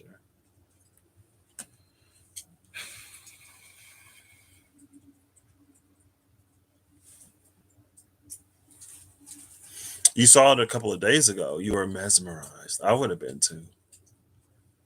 So there was nothing like, I don't know how air works, girl. I know I talk a lot. That's what, because when the leaf caught in an eddy, it was at my old church, and there was this cut between the buildings, like the building, like it went back into the office, and then there was this thing, and then it came out to something else, and the leaves it would always circle in the back. See you later, Penelope. Enjoy the meditation. Hopefully, you don't end up on Saturn. Or hopefully you do. If that's, I don't know. I need something to eat. I need like chocolates. Do I have? Is this it? I know. I had some mints, but I don't know where they are.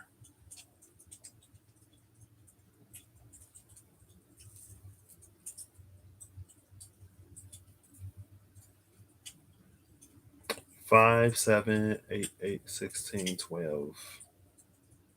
Nectar is at the bottom of the deck, number 58.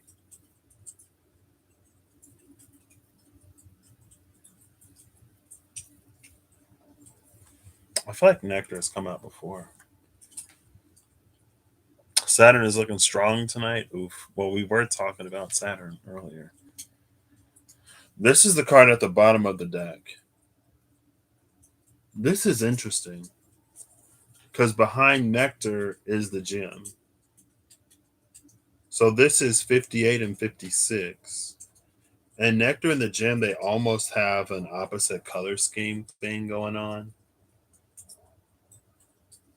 And then behind this is number 55, the vision in reverse.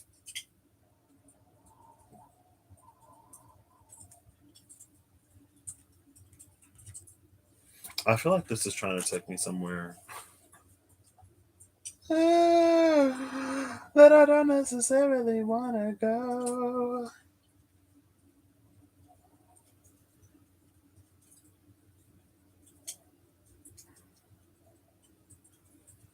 I feel like this is deeper than I care to delve into right now.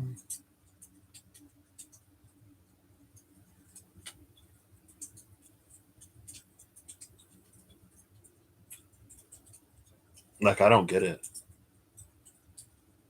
It feels like with the vision reverse, something is opening.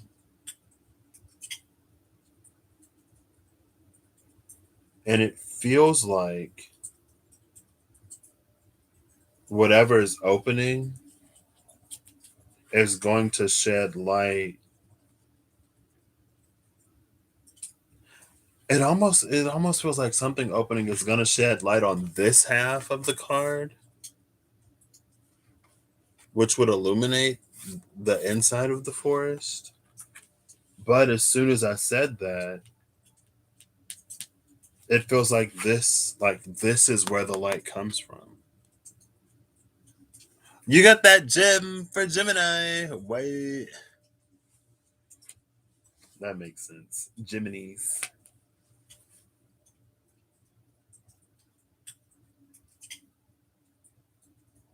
Remember that closed eye in the castle? The seed that was trapped behind the castle walls. And that thing about if you're inside the castle, you're not going to be in the courtyard or wherever when this opportunity comes. Because it feels like there's like a wind that's coming. But if you're back, like if you're on a sailboat, if your sail isn't positioned with your back to the wind, then it's not going to give you that momentum. If you're crosswind, then it's not going to move you either way. But if you're against it, then it's like you're going in the opposite direction and it's like fighting natural forces or whatever. Why am I talking about that? I lost myself. The wind, the position, the castle, the eye that was in the castle. That's where I don't know. Because it feels like it's actually like this eye that opens. There's some kind of light on this side of the card that reveals itself.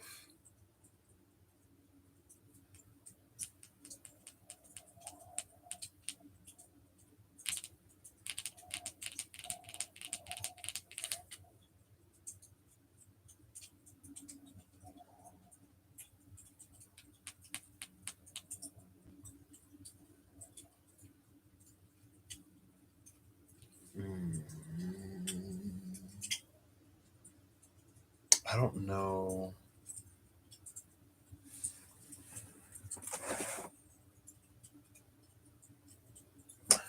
I was gonna use the SKT, but I was gonna use the mystical shamans, but now I'm looking at the wild unknown. And these are the wild unknown archetypes. I'm not gonna use the wild unknown archetypes. I'm gonna see what comes out of the mystical shaman. Oh. Cue internal resistance.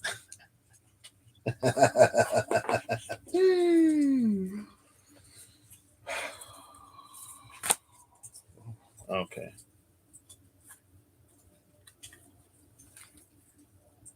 The Earth Keeper at the cut. The Earth Keeper and the Rainmaker.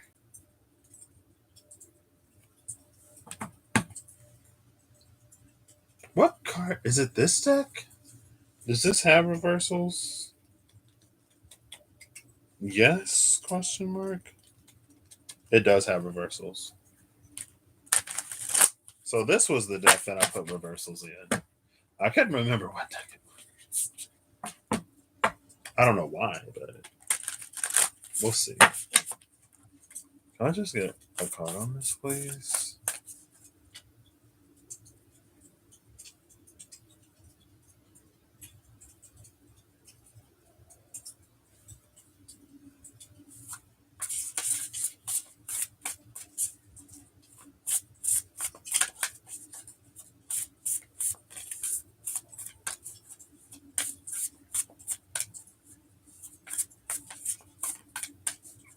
I need to just do like extremely long videos that nobody will watch. And then inside of the video, somewhere randomly, I'm just playing. I'm kidding. I'm kidding. I used to do extremely like even longer videos. Like that one video, I could just talk and talk and talk and talk.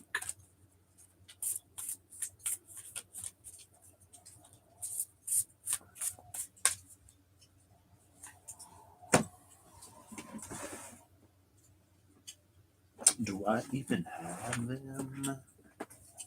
They should be right here. Here they are.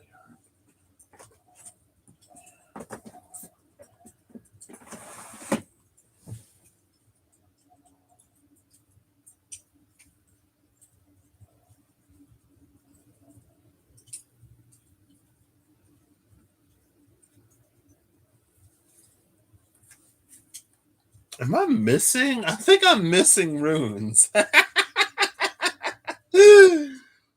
I don't know where they went. I'm missing like a good third of the runes. Did they slip out? Did they slide out? Yeah, they did. Oh my goodness. I'm like, hold up. I know I'm supposed to have more. Ouch, more than this. Oh, look at that. Hide unseen.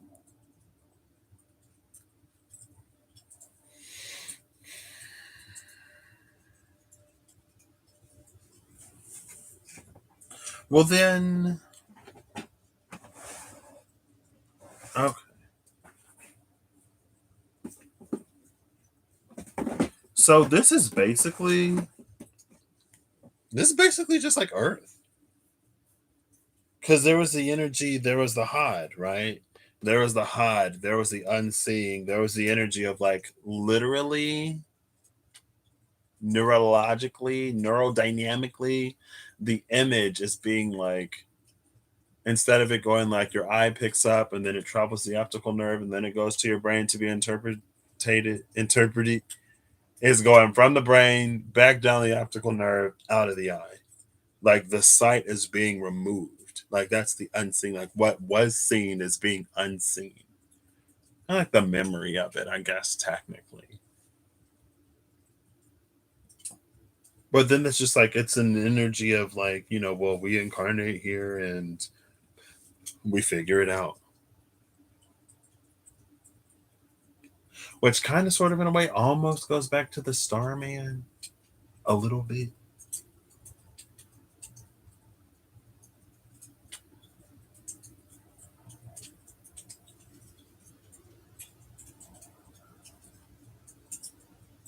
I don't know why the vision is in reverse because it feels pretty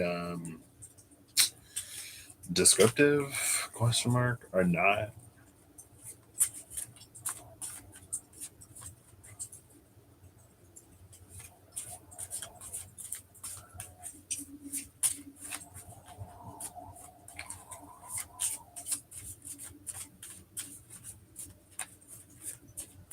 Tons of stuff I like to unsee.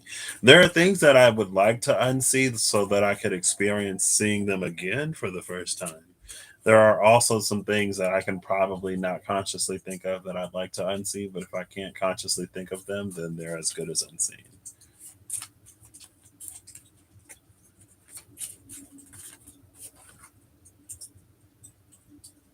Is this Yarna?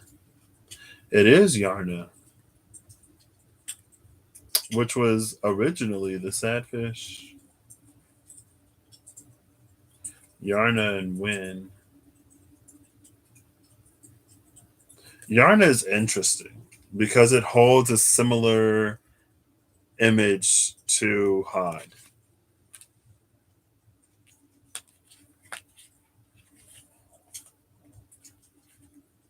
This is the seed, right? Is this the womb or the seed? Is it the seed inside of the womb? It goes back to that energy.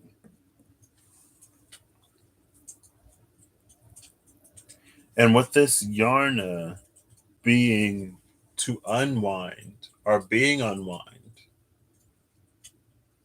it almost feels like unwind is the solution to the problem that is Yarna. like Yarna would be to be wound, to be bound. But the rune says unwind because it's like that's again. It probably is more than likely is something different now in the new. I didn't reprint it yet. Okay, but it's almost like Ventorn in that way, where Ventorn is unbound. It's almost like it's the resolution to the position that you're in. It's like if you're led to the water, drink. You know what I mean? Like if there was something that's like to lead a horse to water, but it actually said drink. And the maxim is you can lead a horse to water, but you can't make it drink. But it's like once you're led to the water, then you're supposed to drink. So it says drink because that's what you're supposed to do when you're in that position. So it's like yarn is like you're supposed to unwind here. It's almost like a natural response when you're given put when being placed in a certain situation.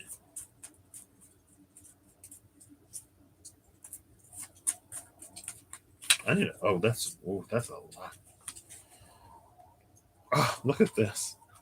Somehow I got a blank side here and a blank side there. And I don't know which one is wrong. Oh, it's these two. Two of them flipped over and they just happened to be at the end.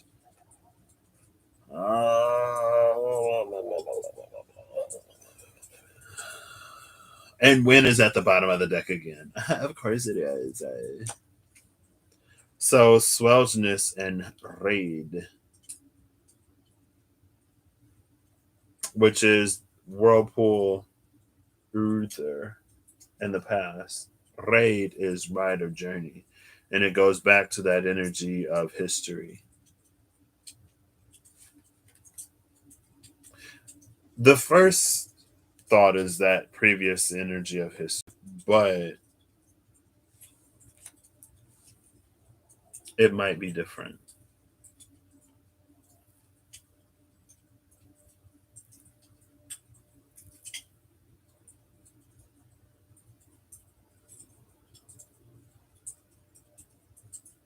So mentally, I'm thinking about Anima Mundi and the eternal child, and how I was saying it seems like a lot of journeys are about returning to the womb instead of like evolving, maturing, finding your place in the world. And it was the energy, it's like the only place you're going to go in a whirlpool is towards the center. It's going to pull you in towards the middle unless you like break it, right? And then it was this thought of like, well, if we're going to the center, then it isn't necessarily a return. So where are we where are we coming from? It's like, hold up.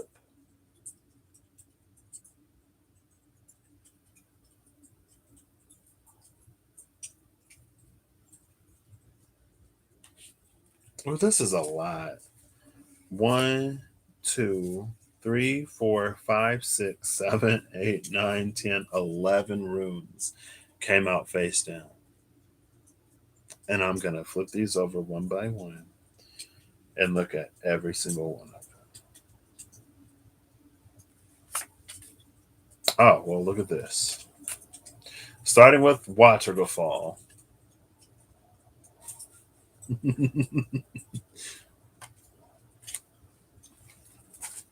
Soluble. What was this? Dissolution of the self. The dissolution of the self was in reverse.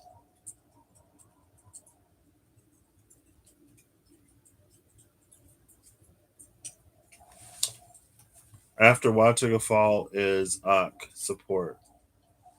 So we go 6 7, 42 6 to a 25 7.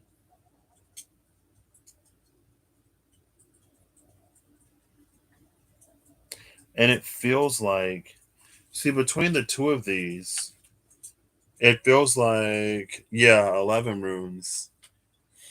It feels like the seed attached to this and started to grow in the way that it saw sort of mimicked. Well, it mimicked what it was seeing. So it grew inside of its container, basically. Ak feels like an energy. The support, it feels like guidance. Like this is the world, the universe, spirit, somebody, something, somewhere, maybe easy to dismiss, showing that we're supposed to change or pivot in direction. And so then Ak would turn into us or os, and we go up because we're being guided to go up instead of continuing to go down. And again, it's like, the guidance was at a certain point to go down, and then we went down, but now the guidance is to go up. So, again, we should naturally go up instead of continuing to go down, right? And you can kind of sort of see between Watagafal and Ak, it's time to go up. But with Watagafal being the same color and with Ak being a different color, there is a middle world type of energy here.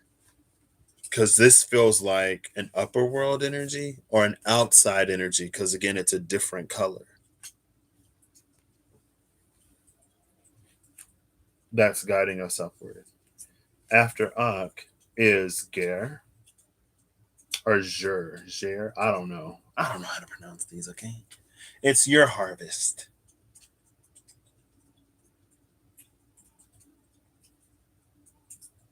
This feels like karma. And the karma that this feels like, it's like if you continue to go down, you'll experience that path. If you go up, you'll experience that path. It's like this is the energy where it plays out. Your choice plays out, your decision plays out. Either you pivot or you don't, and then life happens. So, this is the life that happens after we choose to follow that or not. Then we come to Elk's protection. Elk's protection feels like it's this energy where it's like we don't, it initially felt like it's an energy where we don't experience the depth of what our choices actually would bring about.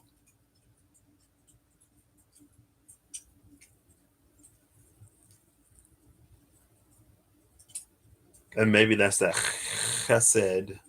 chesed, mercy. Else could also be like, you follow the guidance and you take the higher path.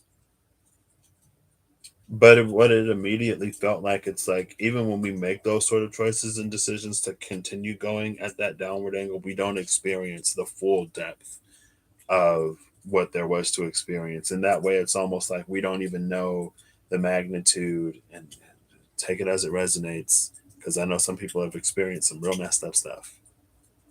But it's like we don't even know fully the magnitude of like the experiences that we were setting ourselves up for with some of the choices and decisions we made. It's very much like that guardian angel sort of energy. After that, it's Gotan or Jotan, which is interesting because it's a 52-7. But it's interesting because that's Yarna. But this is how it's drawn. It's also reminding me of this mask energy. And it's reminding me of mask because the side of it that's not seen makes it ul, the side that sees in the dark.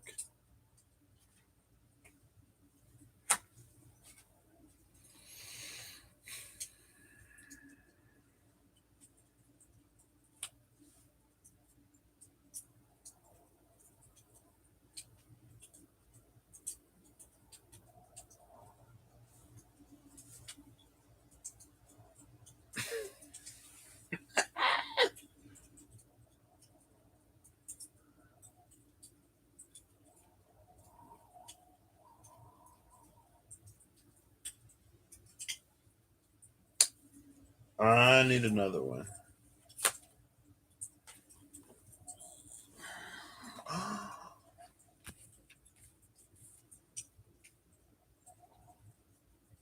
You remember this? Yarna into Watchagafall. Well, now we have Goten into Vane.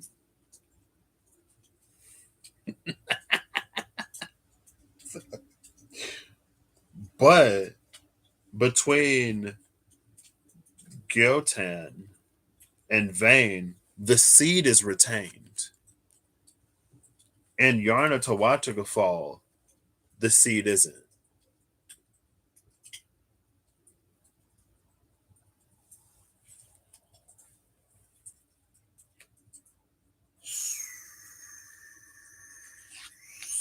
So is this? I can see what the bottom card is. 52-51. Oh, it's fluid. Talking about viscosity.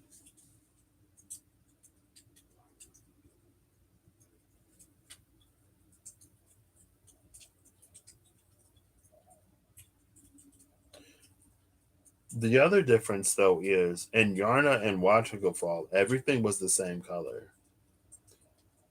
In Gyotan and Fane, there are two different colors.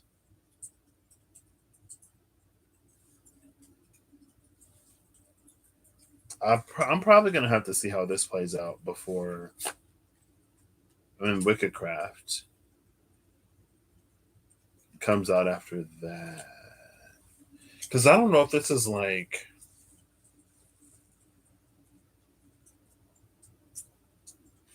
I don't know. This second row has lost me. I split it up into rows. So we have the Elks protection that kept us from. Okay. So we have the Elks protection that keeps us from experiencing the full brunt of maybe some of the not great choices that we've made. Or it's like it cut something short. That could have been you coming to a realization at some point before you allowed something to continue. So you remove yourself from a situation and you bring the cycle to a close, effectively. Could be. But that is the earth side of things. Seed open to the ground, seed open to the sky isn't fertilized.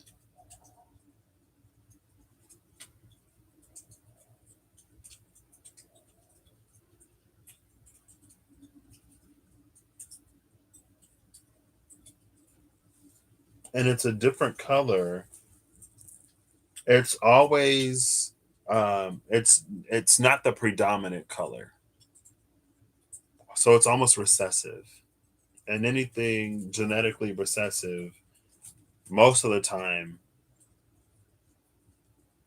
it's like you have to have two recessive traits in order for it to be expressed. Because if you have a dominant one, then it's going to be expressed regardless. If it's present, you see it. And then Wickedcraft comes out. But Wickedcraft, it's feeling like various levels. And it's various levels. It's almost like it grows in not intensity, but it feels like more surface level. And then, like, we start with blue and then we end with black. And black and pigment, it's all colors. It holds everything, it gives nothing back. That's why you don't see it as a color. Because our eyes perceive light. There's no light that it reflects, it takes all in. If you see something as white, then it doesn't take anything in, it reflects everything back. And then the color that you see in something, again, it's the color that it reflects. So it takes everything except the color that you see. So this takes everything but blue, and then it takes everything but purple. and then it takes everything.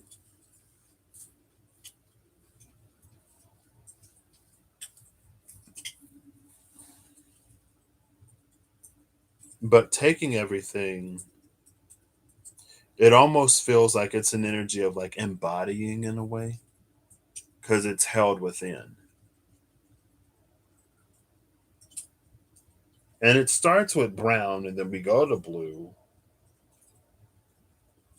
And it's like if you mix all your crayons together, chat disconnected. Oof. I don't even know if y'all can see me still. My chat just disconnected. Oh, now I'm successfully connected. Okay, my chat is back.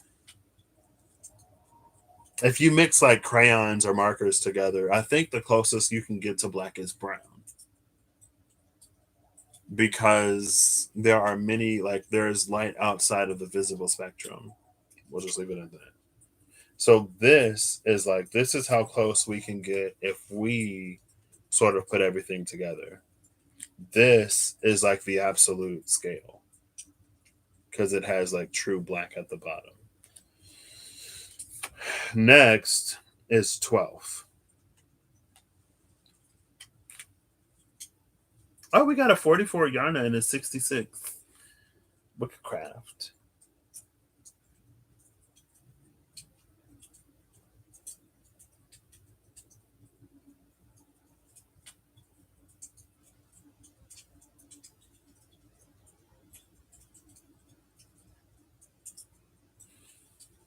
Oh my gosh. It says my chat disconnected again.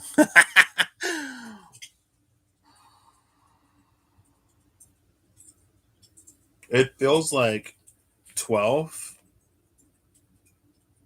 My chat is back again. It feels like this. If you can see me.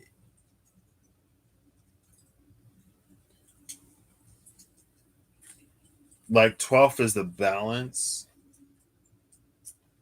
Like this is 12. This line right here in the middle between two different things.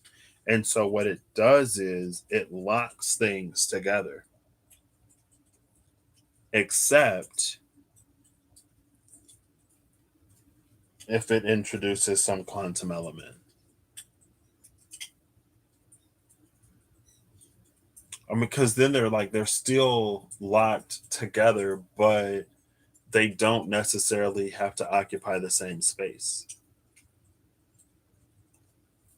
So it's almost like it's the point where distance is no longer an issue.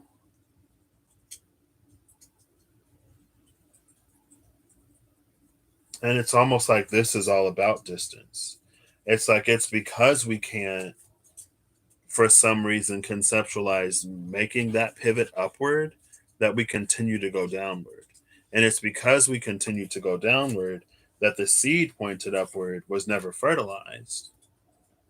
Whereas the seed that was pointed downward was. And again, it's almost like that's why it's Earth, because the precedent is already set for certain things happening. And so, because the precedent is set, it makes it easier to continue to happen.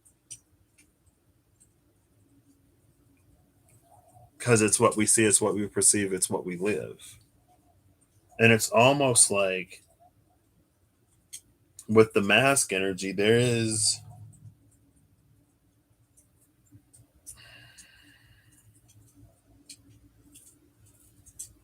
We'll just we'll skip that part for now.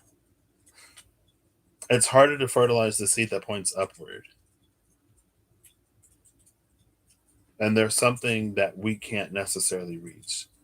Now, the quantum thing, what was it about the quantum thing?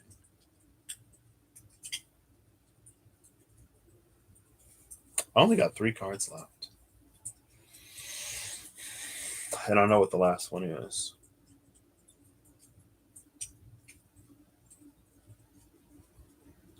Because I know what the last card is, it's like if I were to take the last card here, the last card is Hoggle or Hagall or Heigl. If you do an A E I sound in Icelandic, it's Hagall. Hagal being that weathering, it erodes this. And it feels like when we erode this, we feel like our lives are more dynamic, we feel more free, we feel less restrained. But whatever this is, it feels important. It feels sacred in some way. And it's like this is the very thing that we feel down here sort of like traps and confines us. And so a lot of what we do is to sort of break free of it.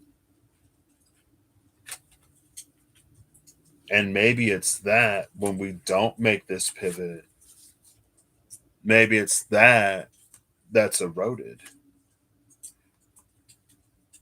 I don't know. I still got two cards. I don't know what they are.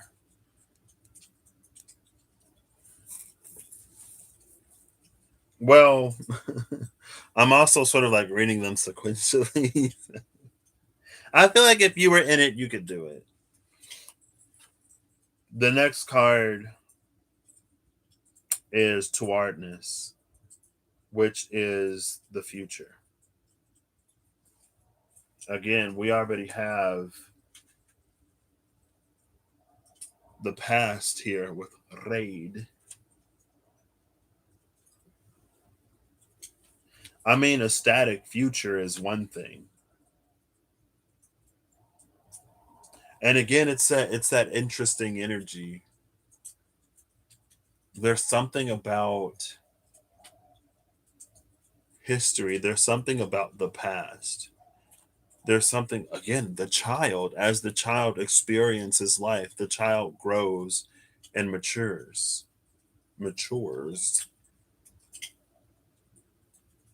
And it's like there's something about the past that informs the future. There's something about the past when handled correctly, we get to choose whether or not we want to experience the same in the future. And a lot of times we do that. There are things that we ignore, there are things that we don't do to actually get us a different future, to make a different future like our reality, to bring that then into the now. And it's almost like, again, with that early peek at Hagal, it's like it's because we focus so hard on trying to dissolve this that there's something, it's almost like there's something else entirely that we miss. It's almost like we miss the point. Like we miss the main things that really sort of prevent us from experiencing whatever. And then next is Was, or Wos, is sap and impassioned. Oh, look at that. See, it changed colors. Well, I was like, oh look, like in the middle of the briars, it's the green, and then Was is that same green. The reason why I laughed is again going back to that energy where it's like we don't tackle or handle or address the things that actually prevent us from moving forward. This Was,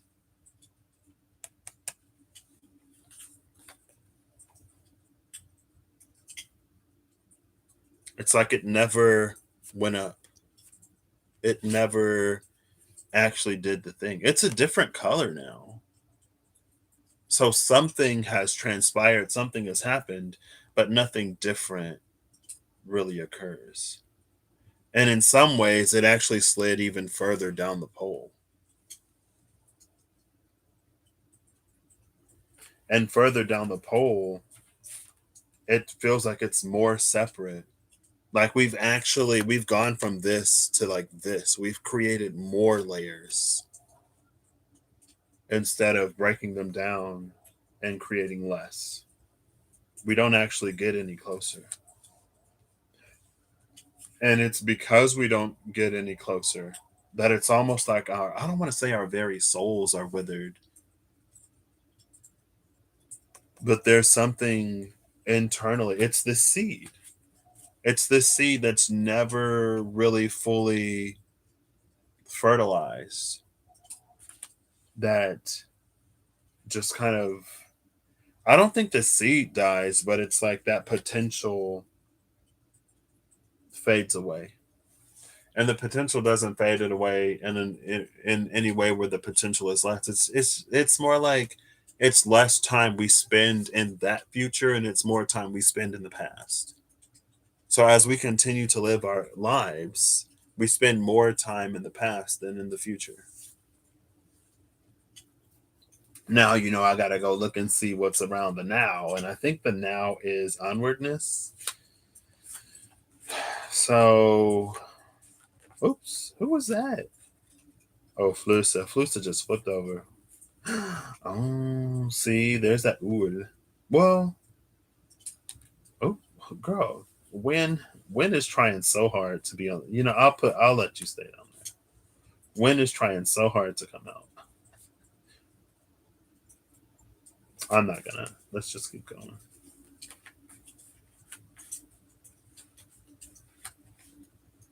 Mm. What I do like about this, though, honestly, real quick, Atbristan to break free goes into Feo, where it's like unlike Was, like this is what Was looked like, but like reversed. It went up. Both went up, and it broke free. And it's interesting, even though like one is gel pen and not as good as the other one. Both Feo and Was are the same color, but Feo holds a certain iridescence to it, right? Because I use the glitter gel pen. I don't know if you can see it, and it's almost like that's what I was talking about how like we can forfeit opportunities that were ours, where there are beautiful nows that, and it's never for us to get down on ourselves about the choices that we made in the past and about where we are now. It's about us using that as an opportunity to inspire ourselves to more in the future, to inspire ourselves to strength and courage in those moments and times where we have to be strong and courageous, to make that then, to make that future our now and our present. We get to determine how we react and respond. And sometimes that's where our choice is. Sometimes our choice isn't in it happening or not happening. The choice is in how you respond to it. And responses, I don't want to say responses are monitored.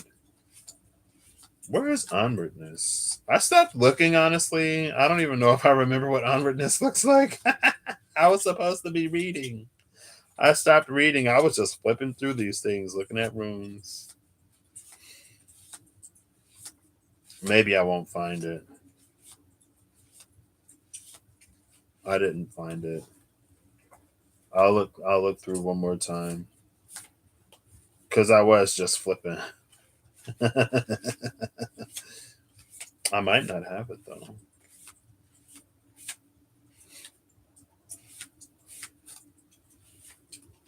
It feels like onwardness in the now moment lies in the choice.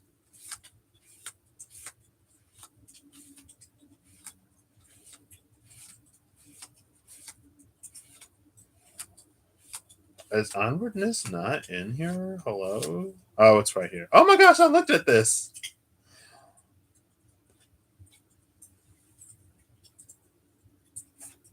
Mm.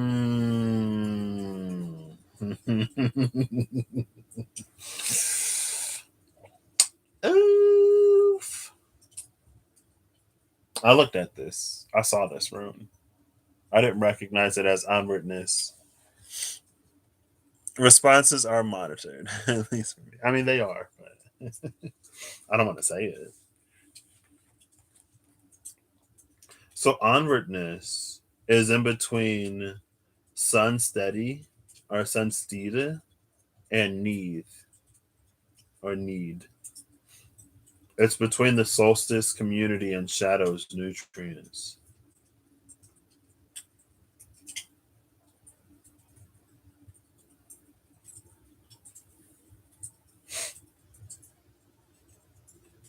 I kind of messed this one up, but are there any mistakes? Because either way, like they both converge on this. I don't know if this is like a collective shadows, though. Well, going back to the energy of strength, going back to the energy of overcoming, it does feel like a collective shadow. It feels like the weight of history and the weight of the past. And again, it's like a lot of times those are things that we just try to like, we cut, we excise, we remove.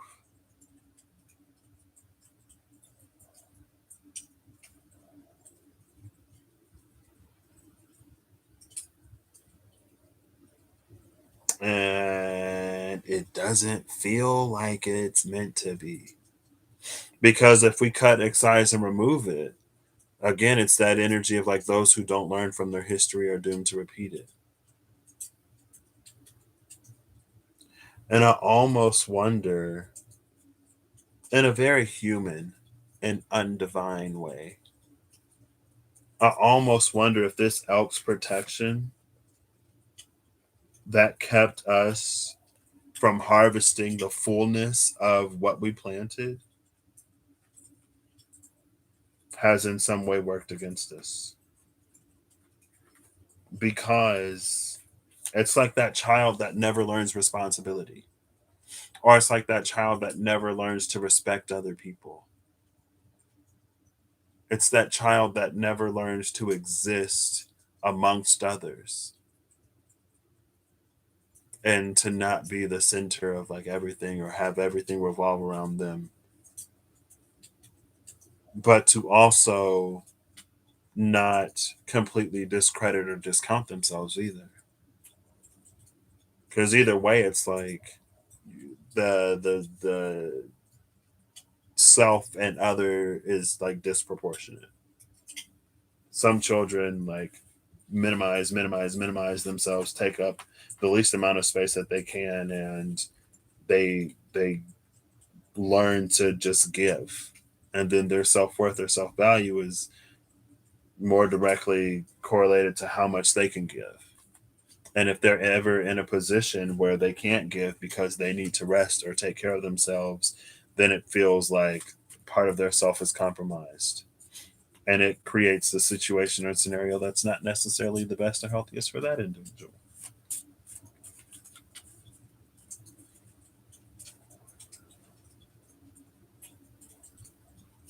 But it almost is an energy of being coddled. It's like we're coddled and then we're thrown into the real world, or we're coddled and then we're thrown into an environment that's different. And it's like mercy should be given to children because they're children. You know what I mean? And so it's a balance between severity and mercy. And that already came out in strength, I believe. It should still be on the table. Yeah, it already came out in strength. That balance between severity and mercy. Path number 19. Oh, 19 and 190. Wait. Who did? Who did? I muted that other group. Oh my gosh, it's my bestie. Girl, today is over. I'm doing homework all day tomorrow.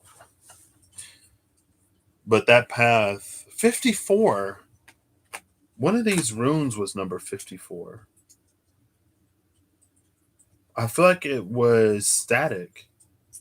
I think it was static. 12. I'm pretty sure there's 45. Wasn't you? Wasn't you? There's 64.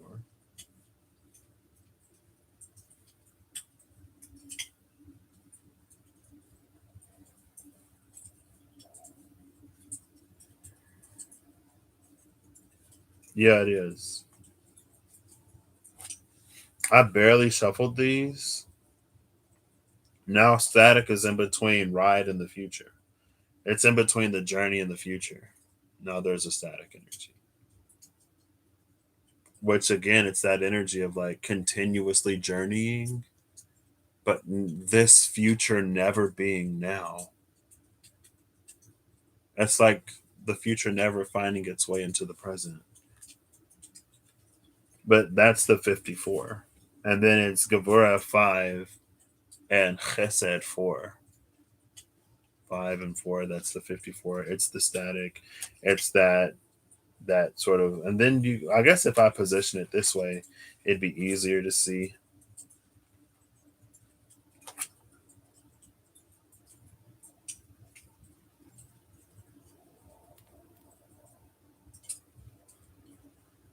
And I think also in that static energy, it is sometimes where we do cut, we do excise, but the attachment is still there, right? It's like, but I thought I did this, I thought I did that, I thought I got rid of it, I thought of blah, blah, blah, blah, blah. And it's like, no, or it persists in some way. But it's almost like it goes quantum. Instead of it being tied to a specific person, a specific individual, a specific experience, when that's cut, it's just like it's the entire universe, the entire world around you. It's non localized energy now. I don't know. Obviously, it's not for every single case and situation, right? Personal Idrisil Ash. Who are you? Oh, went back in the deck now. Ah! Look at Win. Okay. Win is bliss and comfort. But 20, we got a 26-8 and we got an 8-8. So Ashwin, I have a video titled, I titled it Ashwin. What was Ashwin about? Where my phone at? I'll look it up real quick.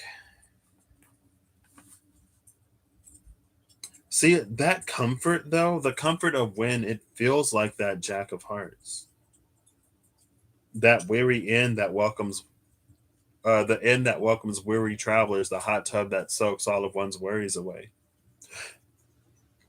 to the point where we don't complete the journey. We get stuck. We find a place. Oh look, you see that 54%? Boom. Oh look, 745. I don't know if you can see it. Hold up, wait. 745. Boom. It's not a 54, but oh, I pulled out my phone for a reason. Hello. It's like somewhere along the way we got stuck. Somewhere along the way we started to eddy in the shifting winds instead of continuing along with them. Where is it? I got like 3 Zodiac series out that I started. When light flows through the channels. Did y'all see that? Something in the back just fell. And now my camera is super blurry. It's fine. I don't even remember this. Ashwin. Esquin. Is this Esk? Yeah, Esquin. Asquin. When light flows through the channels. Was that an energy?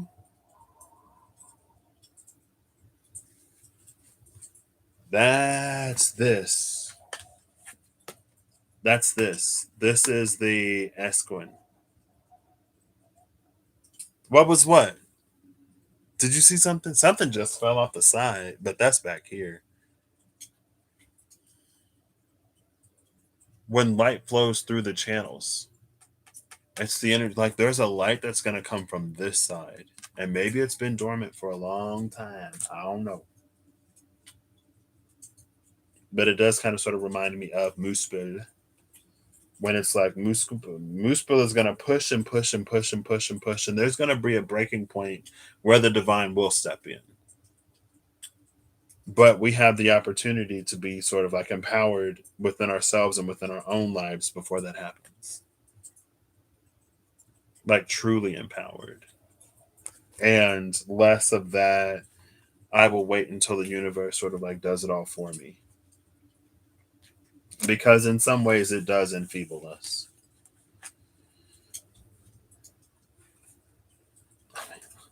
Stop. Let me stop. Let me stop. You heard it? Eve, stop. Stop it. I don't have any friends in here.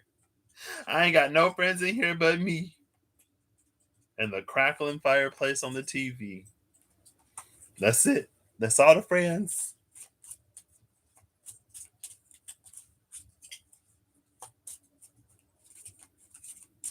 I wonder what it was though.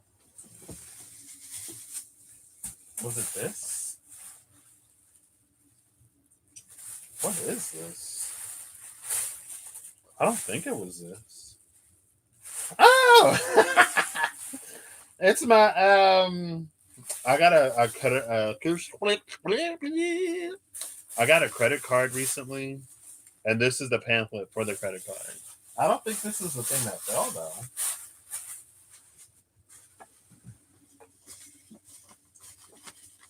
Wait, no, because those are back here. I don't know what it was. You did? I think I might have seen something in Menards, but I don't remember. So I'm gonna pull a final Dysology card. Or two. It already flipped over somewhere in here. What? When did this flip over? Okay, or like four. When did all these cards flip over? The bottom of the deck is the nine with spades, a swaying tower that is moments from toppling, clouded vision and burning lands, and a powder keg. That clouded vision and burning lands is the energy of the forest in reverse. There's an energy of pressure. And it's almost like when we're under stress, when we're under pressure, then we think less rationally. We think we think with more immediacy and more urgency. But it's almost like it isn't, but it has an energy similar to, but not that of a falsely induced stress. Speaking of the credit card,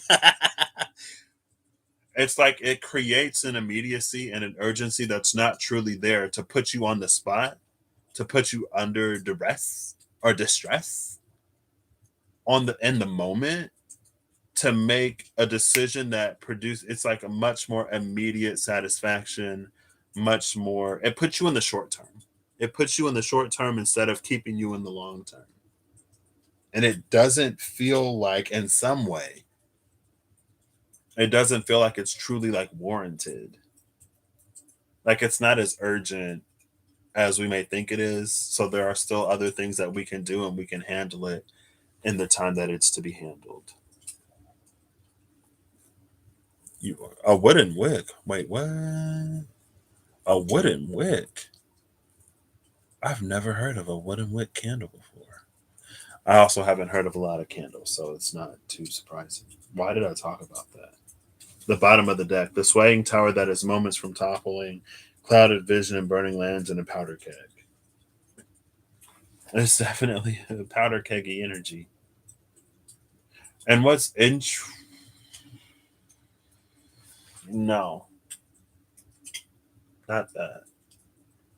It's like I almost had it, and then it left my brain. How long have I been on here? 2.5 hours. Oh my gosh.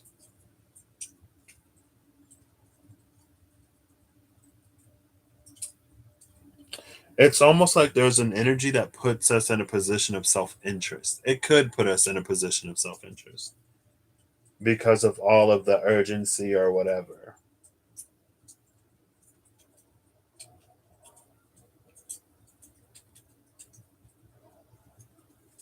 Or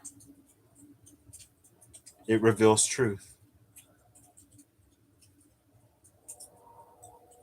I think the clouded vision and the burning lands, it's an energy of like us in the fog. It's an energy of us. It's the forest. It's the forest and the box with the fog. Speaking of Neptune. Oh, Neptune is clever. That's low key kind of shady. I mean, it's not, but it's an energy. It's like the clouded vision and burning lands. It's us navigating everything that's happened and happening. And the truth that our actions, mindsets, beliefs reveal. That's what this is. That's why it's like, there is a very real like if you look at the world, there is very real like urgency and immediacy and things that need to happen. And it was an energy of like like a false urgency, and it's not a false urgency, but it's the energy of like when we're in that situation, when we're in that position, we can play hypotheticals all day long. Going back to those lighthouses, we can play hypotheticals all day long. But when you're actually in the position, what do you do? What happens? That reveals the truth. The pressure, the stress reveals the truth. And it's the more surface level part of this mask where we're like, well, I was in this position, it's because I was in this environment, it's because this thing was happening, but that's not who I am. That's not really me. This is me. And it's like, no, that's also you. That's the truth of who you are. There are people who can be in a position of extreme stress, duress, whatever, and still show up in a positive way, in an impactful way, and whatever. And it's not to, again, like nothing is to make anybody feel bad or whatever. It's not to cast judgment. It's not to cast blame. But it does reveal a truth. It does reveal truth. And then the card at the top of this stack with the nine of spades at the bottom is the nine of clubs. Stripped bare, a game of charades, a day with no mirrors. But it's more so that stripped bare. And it's more so that day with no mirrors. I don't even know why the game of charades. I don't know if the game of charades has ever popped up. Another one, what? What? Oof. See, they start popping up at the end of the video. So I need to shut it down before. I'm just kidding. Hey, Holly.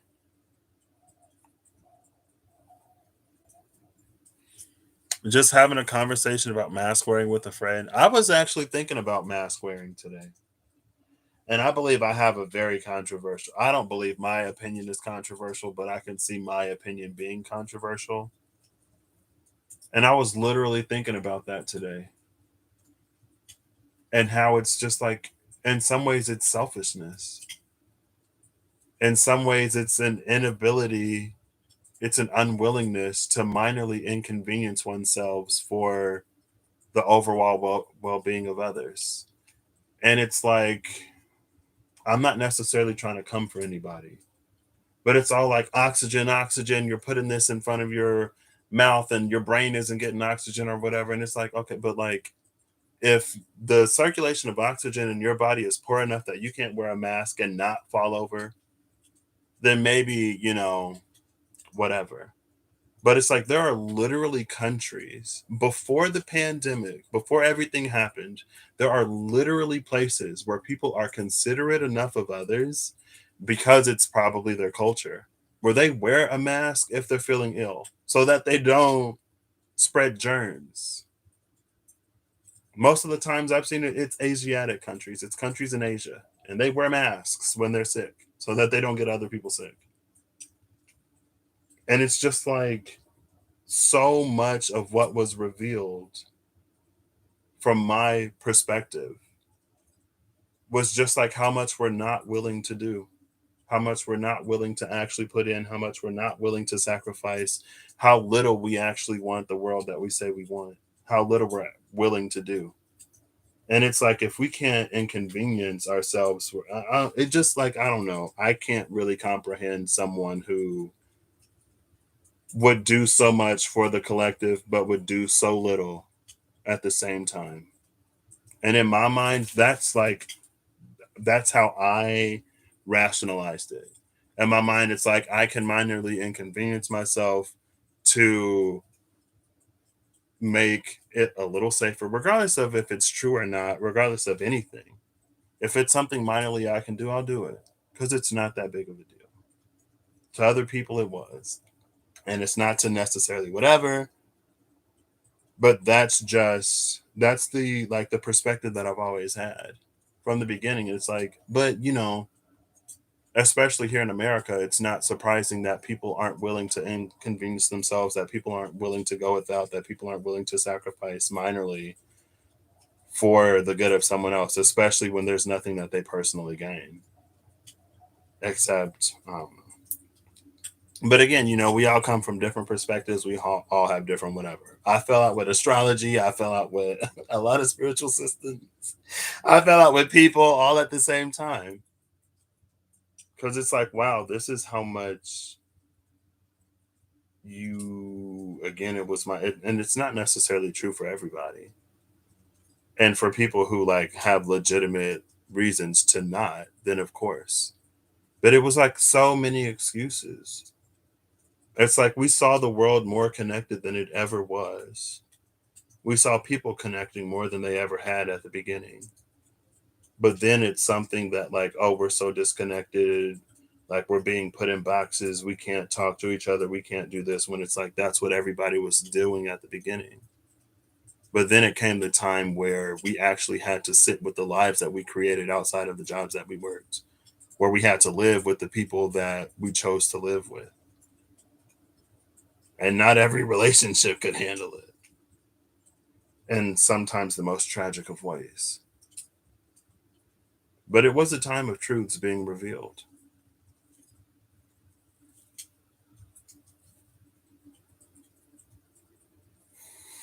But anyway, I didn't necessarily want to go all the way there. But that was, that's all I saw. That's what I saw more than anything else.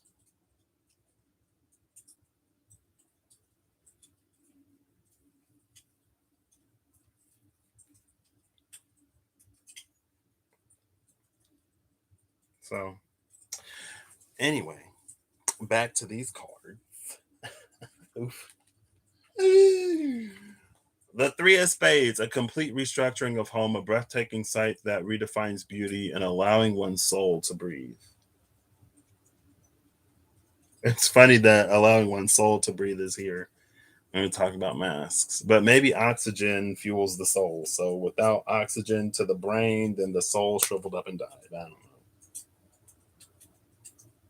I mean, I just need a more comfortable mask at work because some of the smaller ones like hurt my ears because they're a little tight. But anyway, it does kind of sort of tie back to the dog ate my homework,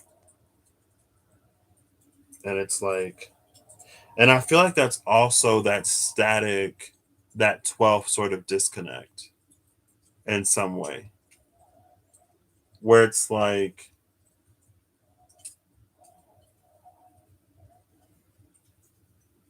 but again, it's like it's not surprise. Like we can love people, we can care for people within our comfort zone. Do we love somebody any less because we're not willing to be inconvenienced? I'm not going to say yes or no. It's just the limit. Like, that's the limit, right? Like, we all have like limits and boundaries, and relationships are a healthy thing. They should be there. And then it's fine. I'm going to drop it. I'm going to move on. It's fine. You did, Holly. You did. But I legitimately thought about it earlier. And I don't know why. It wasn't provoked by anything in particular. But I had the thought of like everybody sort of like how so many people fought masks about how selfish with the hoarding and some of the stuff, how self-centered we are, and how it's like there are literally like countries where when people are ill or not feeling well, they wear a mask so that they don't get other people sick. Whereas, especially here, it's like somebody went to school sick, somebody went to work sick, and the whole office, the whole class got sick.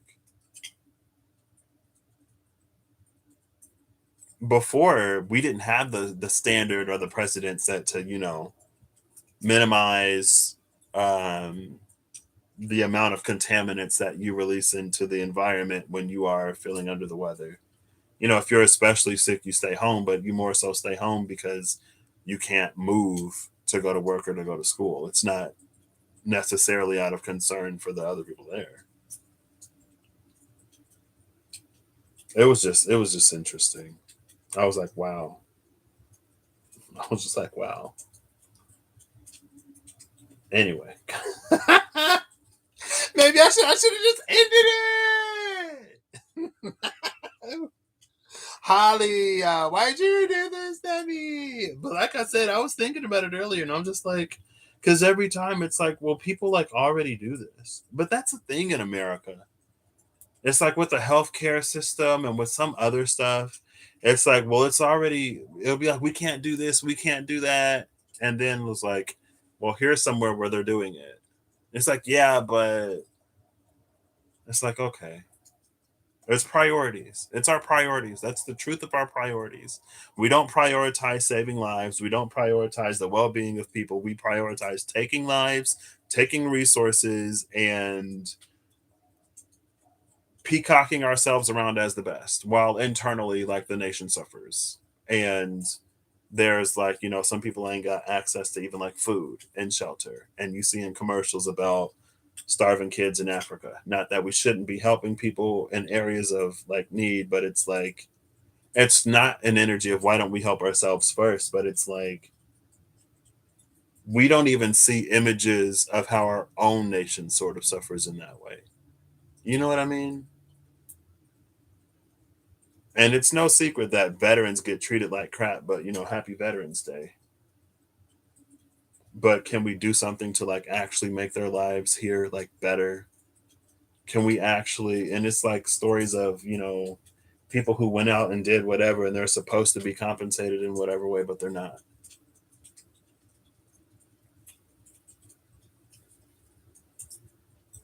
It's like, I don't know, I wouldn't expect. And maybe that's the past that I need to let go. It's the past, it's the history of humanity that I choose. I try to constantly choose, I try to consciously and sometimes constantly choose to let go. Like that was our history.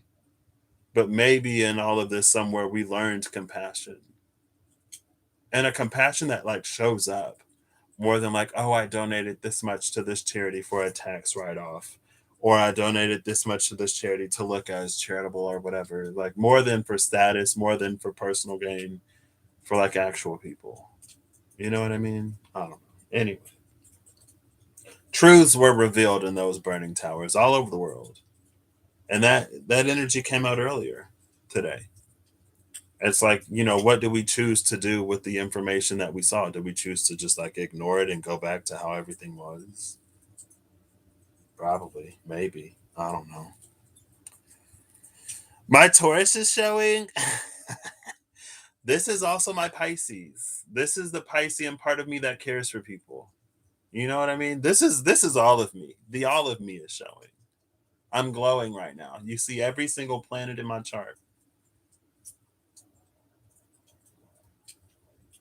because it's like, wow, this is how little we actually care.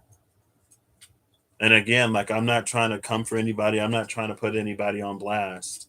But it's like some of the people I was watching at the time, it's like it was so like, let's do this for the collective. Let's uplift the collective in this way. Like we're light workers, blah, blah, blah. But then at the same time, everything is an illusion. None of it is real. Just go inside, shut the blinds, don't look at anything outside of you. Pretend like it isn't happening. And it's like, okay, but like if you're so light worker, if you're so like elevate the collective, then wouldn't you be a voice that is also a part of the growing chorus of those calling out injustices and things that aren't right? Like, wouldn't you be on the side of moving us forward in a way that's like more like equitable for everybody instead of like it's not happening, we don't have a problem, it's all blown out of proportion, blah blah. And it's like I don't know, my brain just couldn't rationalize it as people who actually care about people. I couldn't.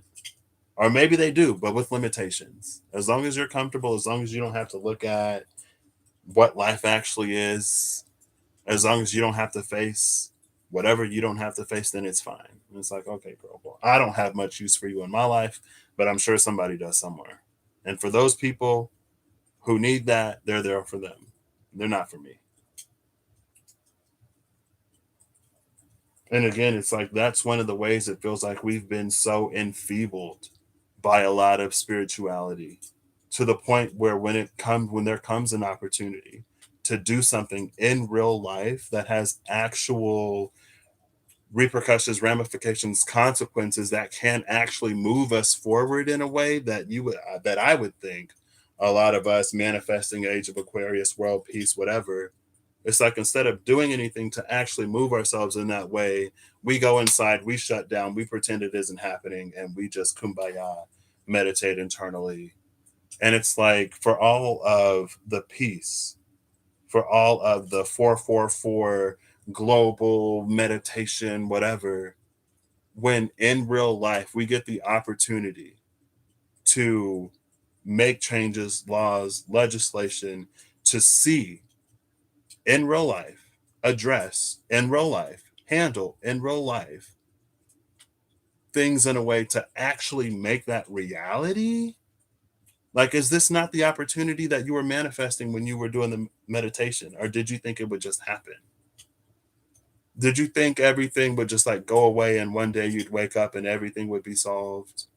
It's like, no, this is the opportunity. This is the seed. You manifested the seed. Put the seed in the womb and take care of it instead of destroying it with your negligence. And now I'm all the way off and I blame Holly. But it's just like that's what I saw. I saw people who didn't care enough to wear a mask. I saw people who weren't aware enough to, in one moment, see that we were the most connected we've ever been, and then to see that there was like absolutely no connection or whatever. And I know that virtual connection is different than physical in real life connection. I know that. But the internet's been around for a long time. Uranus has been doing its thing for a long time. The world, the planets, the anima mundi has been positioning us for a long time with the birth of the internet. When I was growing up, I connected, played games with people, forums, people I'd never met. But we get to meet, we get to talk because of, mutual interest. And if there's crappy people in my everyday life that I don't have to talk to or tolerate because I can find people who are tolerable, then sorry, it sucks to suck. I'm not going to subject myself to literal garbage coming out of somebody's mouth because they have the right and the freedom to say whatever they want to say. And I have the right and freedom to not subject myself to it. Like maybe back in the day without the internet, you had to. And it's like, no, but the world is shifting and changing in a lot of ways. And it's like, oh, well, now everyone's so sensitive. Now everybody's a snowflake. And it's like, no, now people are asking to be respected in ways that they were never respected before. Now people are like empowered because of social media and other things to actually use their voices rather than silently suffering. And that's the attachments to history that I don't know if humanity is actually ready to let go of. Even though they'll wish for world peace and world hunger and everything else, I don't know if humanity has the strength. I believe that they do. The me, an older me, would have never thought or believed that humanity actually had the strength to put actions behind their words, to put momentum behind their manifestations. Because clouded vision, burning lands, you see the truth of humanity. You see how little people are actually willing to do. But I don't know. Maybe it's just me. And I know that there are paths and journeys. That's also why I just like I release the collective. I released humanity. I release spiritual people. It's just like we all have our own path, we all have our own journey, and we'll find it in the ways we'll find it. The only thing I can do is believe and trust that eventually someday we'll get there. And in the meantime, I'm going to do what I need to do in my life to make it the happy, blissful, everything that I want it to be. And I'm going to do my best to put momentum behind manifestation, to put action behind word, to grow and nurture seeds that I wish to eat from when they bloom in my reality. I can use what I've seen to hopefully motivate me to not do the same in my own life. Because I know it was ways that I was doing it. And like I said, there are still some things that, but honestly, was it today and yesterday? I'm just like, you know what? I'm going to say, I'm going to be. I also have somebody who's a very, very, very good role model who's younger than me, but it's cool. She's an awesome role model. I think I need to tell her how much I appreciate her doing everything that she's doing because it's given me the courage to do the same, girl. In a way that I'm trying to be a lot less passive perceptor. It's just like, oh, this is gonna fail, that's gonna fail. And it's like, well, instead of sitting around waiting for something to fail because I can already see in the ways in which we're not doing things to bring success to the environment, let me do something. Let me say something. Let me try. Instead of just, I knew that would happen. And it's like, I don't know. I moved beyond that in my life. Not entirely because of choice. I've been put in a position to move beyond that in my life. And like I said, I want a lot. I want everything. And so part of getting the everything that I want is doing, saying, being things. Was it motivated by other things? Sure. But then eventually, like I said, it's like, man, do people really care about people? And I also thought, I'm not even like, I'm barely reading the chat right now. I also thought the day before yesterday or the day before that, like there are times in my life where I've burned with shame, where I felt so embarrassed and like I just wanted to shrivel up in a public environment because I was called out or whatever. But I owned it, especially if I transgressed against somebody else intentionally or not, mostly unintentionally. If I'm called out, I own it. Am I embarrassed? Yeah. Do I want to be in that situation? No. But can I be in that situation long enough for someone to express to me, even in front of other people, if something is not okay? Yes. I'm big enough of a person. I'm mature enough as an individual to handle that. And I know a lot of people aren't. I know a lot of people don't want to be put on the spot. Who wants to be put on the spot? I don't, but I'll do it. I'll suffer. I will suffer on the spot, especially if it's warranted. I won't if it's not. But again, it's like, because I've been in a situation, it's like I care enough. I care more about the other person who was slighted in this situation than I care about my ego, than I care about how I look, than I care about being uncomfortable, than I care about being put on the spot. I can extend that courtesy and that compassion to the other people, to the other person beyond myself. Because if I was in the same position and if I called somebody out, I would think it's warranted. It's still warranted when I'm on the receiving end of it. Me being on the receiving end of it doesn't change how justice plays out in this situation. And I think that's another thing that we in general, just kind of have to work through because it's not easy, like I said. But it's like, we're always so quick to call down justice on other people and their wrongdoings, but we look for pass after pass after pass for our own. And I'm not even reading these cards anymore. What's the last two? King of Diamonds, a bell that brings the physical and intangible as it pulses out into the universe, collision or cohesion. And then The eight of clubs, and immediately met request, a land where all seasons reside, and a return to center. I guess I should read these now. Oof. Don't encourage me, Eve. Don't encourage me, Holly. Don't encourage me. I'm just like, I don't know if it was disbelief or disappointment or a combination of both. If it was all of the above, I'm just like, wow.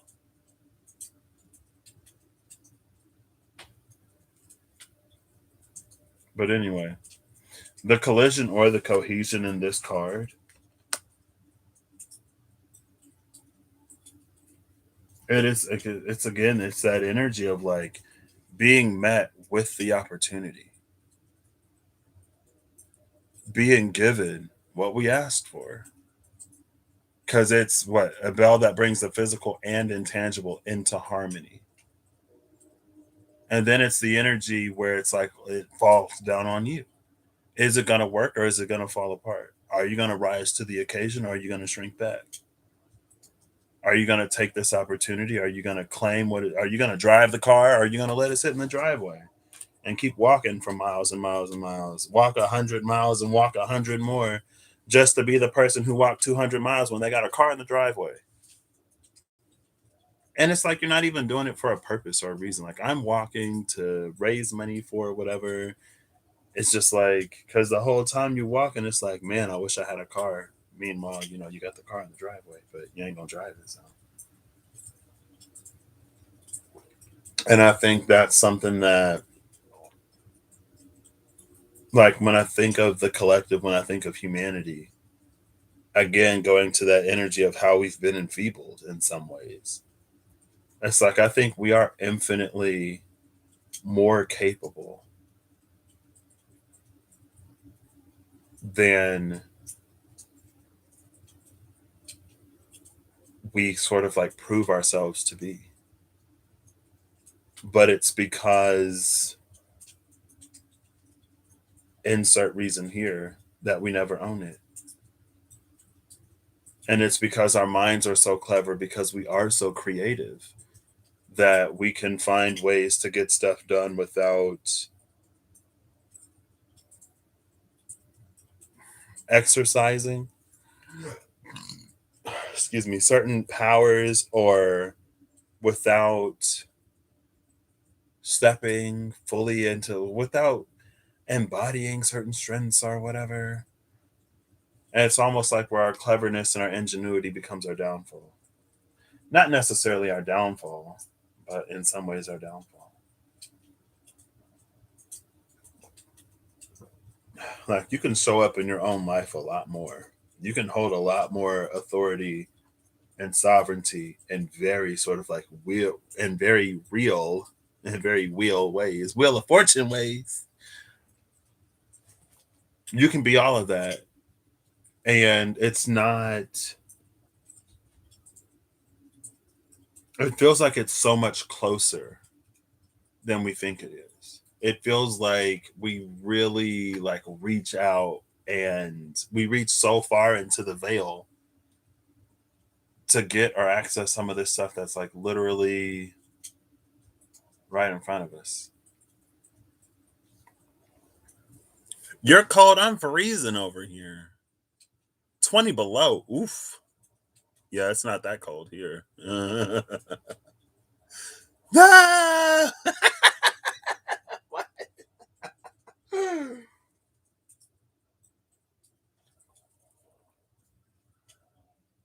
And that's one of the reasons why I kind of sort of stopped tracking transits and stuff. It's one of the reasons why I don't read for myself as much anymore. Because it's like if I show up in my life and if I handle as best I can the energies that are presented to me, instead of like,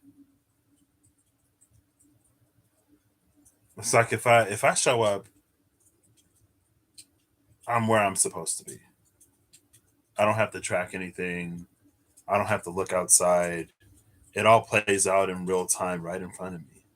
And that's the thing about macrocosmic, microcosmic things playing out at multiple scales. Like there are vantage points, there are things that we have to gain when we take a bird's eye view, when we zoom out, when we take a different perspective. But we can also just like be and live life and face life as life and face life in a very like I guess it's King of Swords now. You need to move north. Ooh, yeah, I wouldn't go to Texas. But Texas is too hot for me. I can't. My mom said earlier today, she was like, I remember being in Texas about this time last year, and it was still warm and it was nice weather because it's getting colder here. And that's another thing I feel like I've been finding lately. And I mentioned it, I think, the last time I was live. It's like I'll have a thought, and I guess it's always been like that. But it's like I'll have a thought and then I'll see something. Like something happened today and I thought about something and then somebody said something and then I saw it somewhere else. Is that Rod? What? It's like how cold? Hey Siri, how cold is it? It's currently clear at 35 degrees. Expect cloudy skies. It's 35, but it was like 22 this morning. That's below. It's below 0 Celsius. It's not below 0 Fahrenheit, but it's cold enough for snow. Hello, Rob. How are you?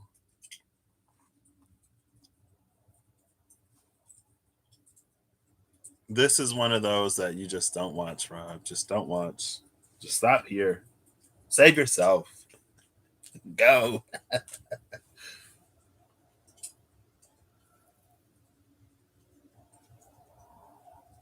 The return to center is interesting, though. I set off your Siri.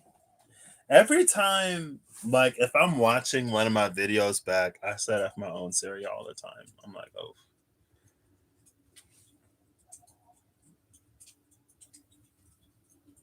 I earned this cold. I had to suffer through summer to get this cold.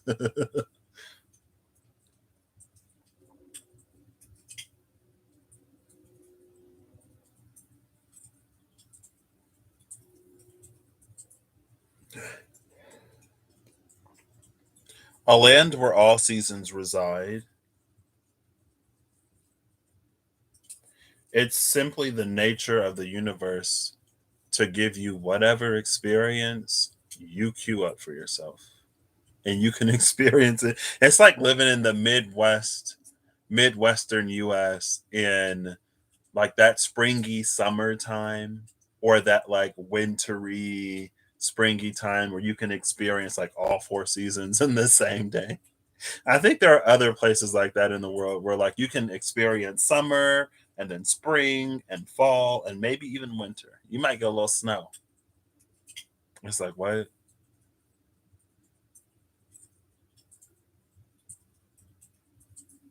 And the return to center is interesting because of that swelginess and raid. Oh gosh, I should have just shut this down. You have 7 months of summer. I don't want that. I bet it's like, oh, it might be as cold as it is here. Maybe, maybe not. I don't know. How cold is it there? I wore wool socks today. I'm still wearing the wool socks and my feet are cold. So, I was supposed to go get something to eat. I was supposed to go to Starbucks. Oh my gosh.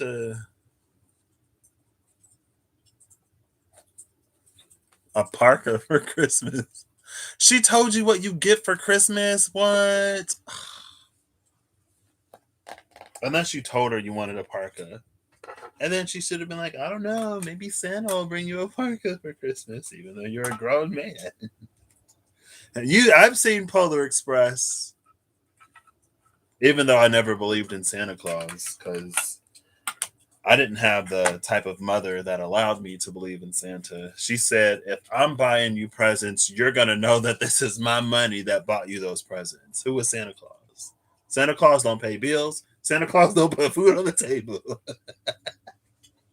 And Santa Claus ain't put nothing under that tree. We ain't even have a tree for a long time.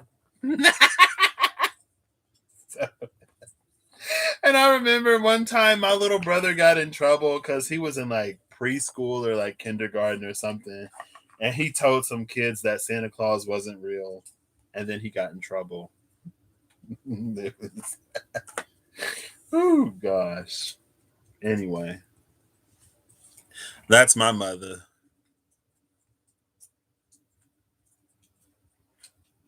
Oh, yeah. Okay. That makes sense. When you get older, like your bones get cold. Have you ever, like, I know you probably know. I don't know if my bones got cold when I was younger. I'm like, oof. I don't even know if I'm gonna grab one of these. Oof. This whole video has been a mess. It hasn't been a mess. You know what? I need to own my truth. Everything I said was my truth at the time. And like I said, I believe we're gonna get it. But in order for us to get it, sometimes we gotta really see what it is. And I had to really see what it was.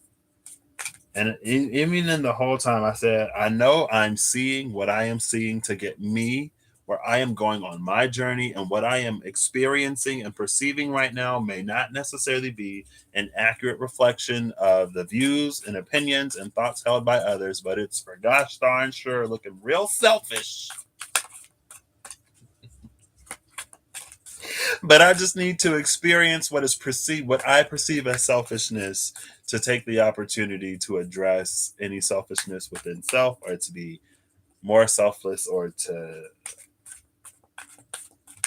determine what path I want for myself, and to determine whether or not it works for me or it aligns with the truth of with my truth. And maybe I need to find another way of going about it. So, oof. Oh my gosh, it's literally me. The Five of Wands and the Knight of Swords. But the thing about the Knight of Swords is he don't know everything. Oh, but there is a Phoenix on that Knight of Swords. And the number 20 wing. Is this a... Oh my gosh, it's Gavora. Severity. Everything else was Bina. Um, is that like a cockatrice? That's a mythical creature. It got a snake tail. I think cockatrices can turn stuff into stone, like a basilisk. So shout out to Algol. So my Taurus moon is like I'm within a degree and a half orb of Algol. So I got a little Algol moon. Medusa eyes open up sometimes, and the snakes hiss a little bit. And then I go back to being a cuddly Taurus moon and rising.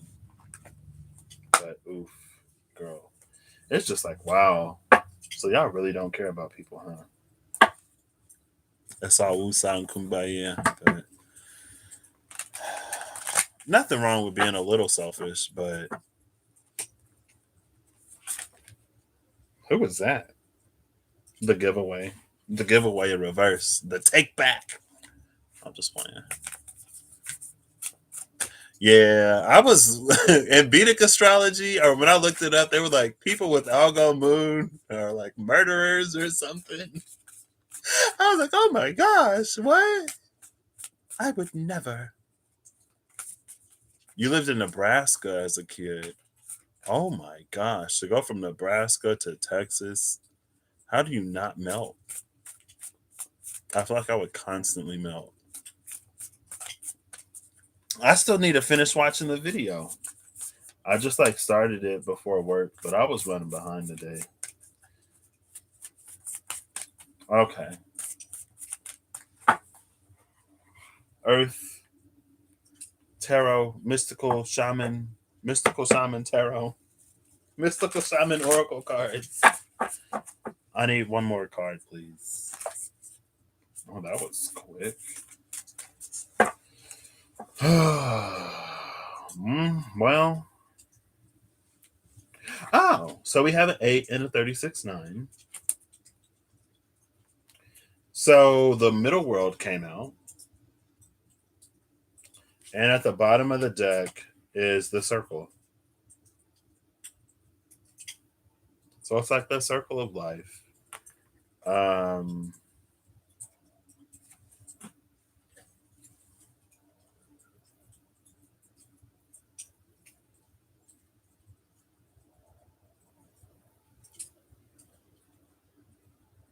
I actually think it's about this bubble around middle world.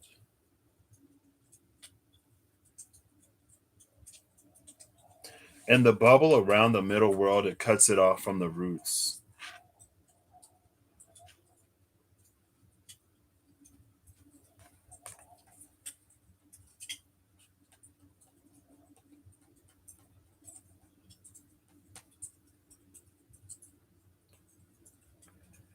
And it's almost like because the middle world is cut off from the roots, this new sapling over here, it feels like it doesn't see this. So I'm going to double down on my believing in the collective and people to get us in the right direction. Because if I continue to not believe in the collective, then I'm manifesting an experience of a collective that I can't believe in. So, and not even a collective of just like, ordinary everyday people, a collective of spiritual folks. Okay. But anyway, that's why we all have our own journeys. We all have our own paths, and we come into whatever we come into at our own time. And it's with that knowledge that I just try to live the best life I can live. So, no problem, Holly. Thanks for the fire. Enjoy bowling. Excuse me.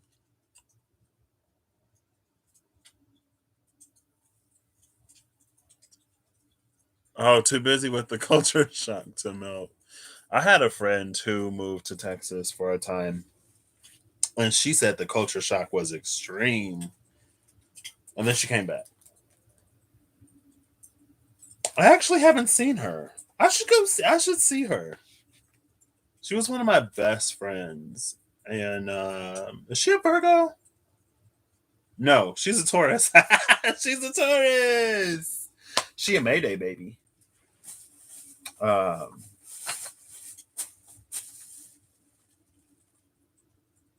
oh, here's the mints I was looking for. I guess that's it.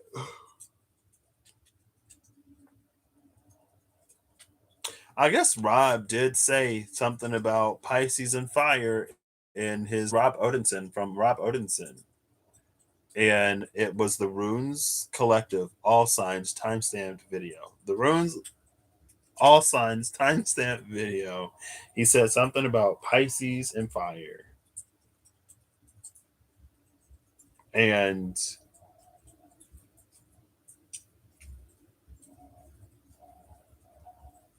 anyway, I have mostly worked through all of my issues with the collective. Primarily by, like I said, just every time it's like, journey's a journey, paths are different. All I can do is worry about me. I can still wish for the best for other people, but and it takes all kinds of people to make the world work.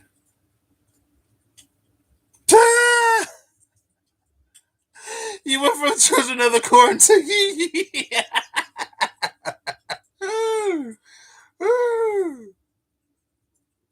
Oh my gosh. I have a friend who was born in not Nebraska, Oklahoma. He was born in Oklahoma, but he's lived in from what I know, he's lived in the Midwest for like the upper majority of his life. But he has like a little bit of an accent sometimes, like a slightly southern accent sometimes that used to just fascinate me. I don't know. I love how he talks. Anyway. All right. So I guess this is where I'm gonna end this. I think I shuffled. I don't know where the box for this deck is, but I've shuffled everything. I hope you have a good whatever whenever you see this, and I hope you're acting like all that issues to ensure reality. I feel like there's no way I can just like end this. I've said everything that I said. I expressed my truth. But again, it doesn't, it feels like a truth that I held. I was obviously triggered. And maybe it's because in some ways I still see, and it doesn't matter what I see, because like I said, pathways are pathways, journeys are journeys. We all come into whatever at our own time. But it's like for me in my life, in my experience, from my perspective, the truth of what was illuminated, I guess I didn't expect to find illumination in the places I found it. But that's the thing about illumination, right? You never expect to find it. You never find it. You rarely find it. You sometimes find it where you expect to find it. Other times you find it in places that you weren't even looking. And then you have to make that choice, that decision. Like, am I gonna pretend like I don't see what I'm seeing? Because I wasn't looking for it. It just kind of sort of happened. It's like whenever somebody tells you something that you don't want to know, but after they tell you, like, there's like, what do you do with the knowing about the thing that you didn't want to know? It's like, well, that happened. I now know something that um, I didn't ask to know, but that's fine. I don't know. Anyway, you don't want to see it, Rob. Just forget it. Just forget it. It didn't happen. It's somewhere in this tangle of a 3.5 hour video. How I like it. No one's gonna sit through the entire thing. And I don't want to like get all fired up again because I'm already hungry. I've already exhausted or exerted all the energy that I had, and it's fine. It's fine. Just my truth is that I also have to allow journeys and pathways like I am allowed a journey and pathway. And I have to allow whatever, just like I am allowed whatever. And that is my truth. My truth is that Kalima came in one day and she said, bro, you literally need to chill. You literally need an entire chill suppository right now because there is some bile built up in you that you need to let go. And I was like, what? Is this the voice? Like, I'm hearing this so clearly right now. Oh my gosh, I can't believe it. And then the next day, it was allow the world to be rewritten. And what does it mean for the world to be rewritten? So, going back to the mask, it feels like a side of my energy that I've rarely experienced or I've rarely chosen. And it's to be a little softer, as soft as I can be with a Saturn guiding planet. You know what I mean? My sun is in the same house as my Saturn. And my Saturn is at the top of that house. My sun's in an Aquarius house in the 11th house, the house typically associated with Aquarius. And my Saturn is in Aquarius in my 11th house. So it's like it's in the house that it rules and the sign that it rules. And my sun is just there after. And so, sometimes the Pisces shrinks, and I don't know. Who is this? Oof, look at that. It's the spiral. The spiral in the circle. Oh my gosh, look at that energy. If we call the circle a spiral, then it makes it different. It's fine. Matthew, no! You aren't supposed to say me like this, Matthew. I don't want a song today. I'm just playing. I did watch Tico and the Golden Wings yesterday that you sent, so thank you. But oof.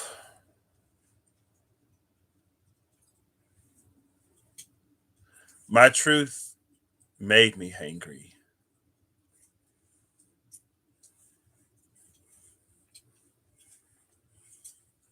Oof. Oh, Rob, thank you. That was nice. I'm just like, and it's low key. It's just like I feel like my life would be simpler because I know. So I sent Rob a message. How you doing, Matt? I sent Rob a message. I was like, what did I say? I was like, I think I want a more mundane life. Rob was like, what do you mean? And for yeah, I was like, I wouldn't mind a more mundane life. I just thought about that today. I thought about a lot of things today, I guess. Maybe it was the thing that I talked about. And I was like, you know what? I feel like my life would be easier if I were just done with it. I enjoy what I do. And I wouldn't mind. And maybe that's something else I've been thinking about a little more lately. And I know that, I can 12th bridge that, and I don't necessarily have to choose one or the other. I know that there is no choice really, but I'm just like,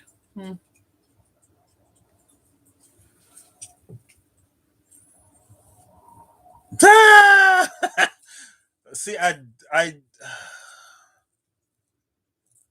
it's like I do, but I don't. I feel like I get more stressed spiritually than I do not spiritually, and so it's easier. You know what I mean? It's like there are moments and times where I'm like, oh my gosh, what's this? I'm like, whoa, I don't know what's happening, but this energy is like, it's something, let me tell you. And then there are other times, and I'm just like, maybe we should just be left to our own devices. There is no hope. There is hope. I don't know. I feel a lot of complex emotions, and I starting to feel some less complex emotions that feel pretty nice. And I'm like, I will take the less complex, nice feeling emotions, please. So I don't know. I'm at this point of evaluating. Well, it's for me, honestly, which is why my new mantra is different paths, different journeys. For me, awakening within myself, I have little issue. It's and I don't want to be like it's engaging with spiritual people that I find issue with because we all have our different beliefs, right? And I really believe that. But I think sometimes there's I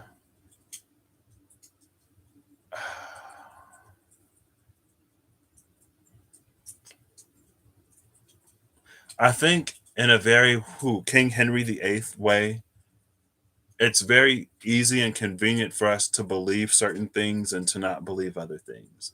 It's like church hop kind of way. Like there's a pastor who preaches against something that you don't want to give up. And so you find a pastor who doesn't preach against it. And you're like, yeah, I can get behind this. And it's not necessarily a matter of resonance. It's not necessarily a matter of like, this feels truer to me, this feels less truer to me. It's purely, I'm more comfortable. This belief, this faith is more convenient for me. It challenges me less, it asks less of me, and I don't really have to grow or go anywhere. I can more or less stay where I am. And there's a difference. And I think sometimes it's like, and I'm sure it's the same with me, but it's like limitations and truths that we don't want to own up to.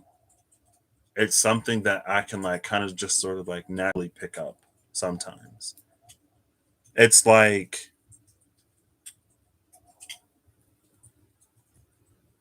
I don't know. It's almost like, I don't know. And then it's just like, you know what? I'm good with I'm good with the mundane. I'm good with not talking about spirituality cuz life is simpler, you know. And I feel like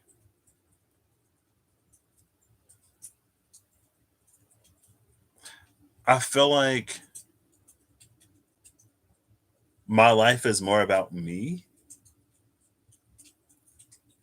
outside of this space, which is why the the balance is important. It's not that my life is more about me.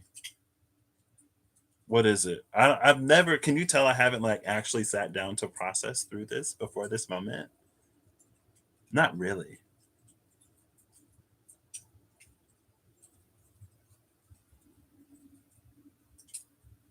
It's just that like I feel like I find, not on the whole, because I have found people that I gel with like spiritually. Y'all are amongst those people, obviously. But it's just like it feels like in real life, not real life, in my more mundane life, things are just simpler. Things are simpler, things are less complex. I don't have to like think as much or analyze or break down, even though I do. Or it's like I'll have a thought when I'm at work, but then I'll just let it go. You know what I mean? It's like it's not important. I just want to make money. I want to be comfortable. I want to be able to eat food, eat out if I want to eat out, play some games if I want to play some games, maybe love somebody, maybe be loved somebody, maybe love a few people. I don't know. Like the experience, the fullness of like being incarnate. I feel like I can be a disembodied soul floating in the middle of space or in the astrals or ethers and be all spiritual and whatever. You know what I mean? But it's like while I'm on earth, I'd like to enjoy earthly pleasures within moderation, of course. And maybe that's why. Maybe it's that. Yeah. Okay. Yeah. And I do. But I'm also not trying to be a chili pepper. I'm not always trying to be a chili pepper. You know what I mean? And I don't have constant chili pepper days. I don't know. I do talk about what I want to talk about on here.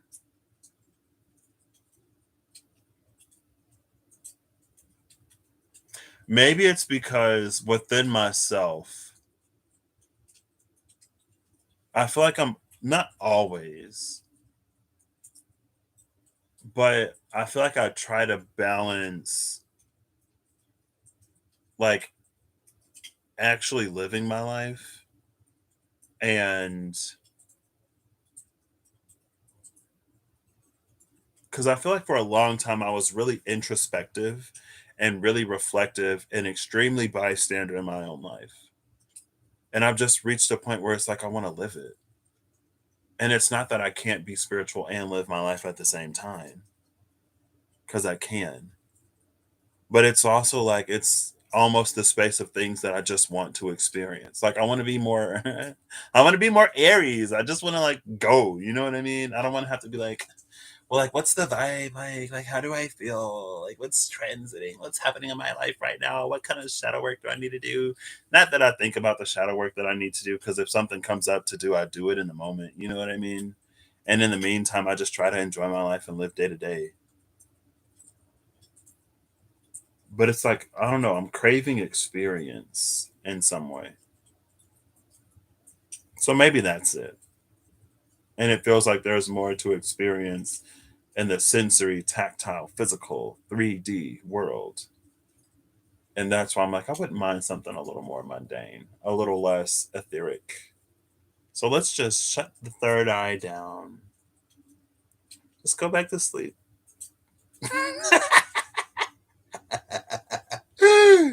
Maybe not. I don't know.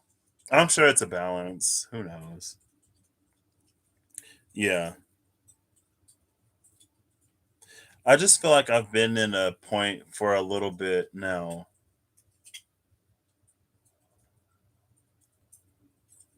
I feel like in some ways, yeah. I mean, my Venus is in Aries and she knows a thing or two about suppression. She's in the 12th house in Aries. So, you know, but I feel like in some ways, in almost the weirdest way possible, there were some things that I really wanted that I came into the proximity of experiencing. And in that proximity of experiencing what I thought I desired, truly desired, it was almost like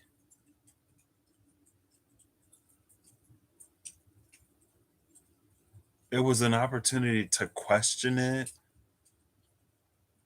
in a way that it's just like, I don't know if I want this. You know what I mean? And it wasn't bad. It's just like, I don't know what I want in life. And I feel like a lot of what I want is more mundane, is less spiritual. I don't necessarily desire like spiritual growth or evolution or awakening because I feel like it'll just happen in the time it's supposed to. And so, what I desire a little bit more right now is the more mundane, the more 3D. But obviously, with me still being me, there's always going to be a spiritual element. Like, I'm not going to cast aside my spirituality, right? That's not going to happen. But I just, I live my whole life in my head and in the ethers and the astrals and stuff like that. It's like, I want to be more Taurus right now. You know what I mean?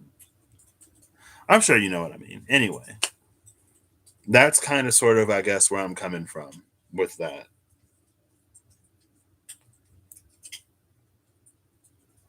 More grounded. I wanted to say anchored. Maybe anchored is true. Maybe I do want to be more anchored. Maybe I want to be a little less floaty. You know what I mean? It's like, oof. I mean, I'm a water sign. I don't mind going with the flow, but this Taurus moon and rising needs some kind of ground eventually. I don't know.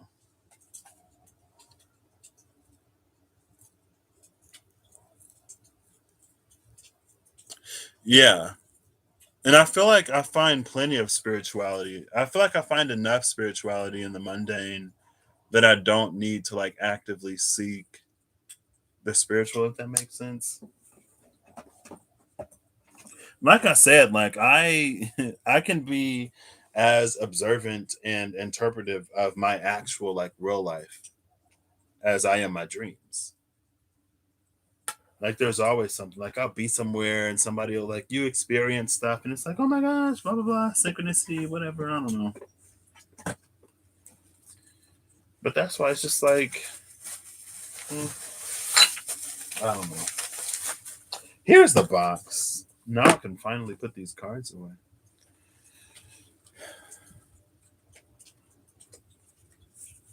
Oof.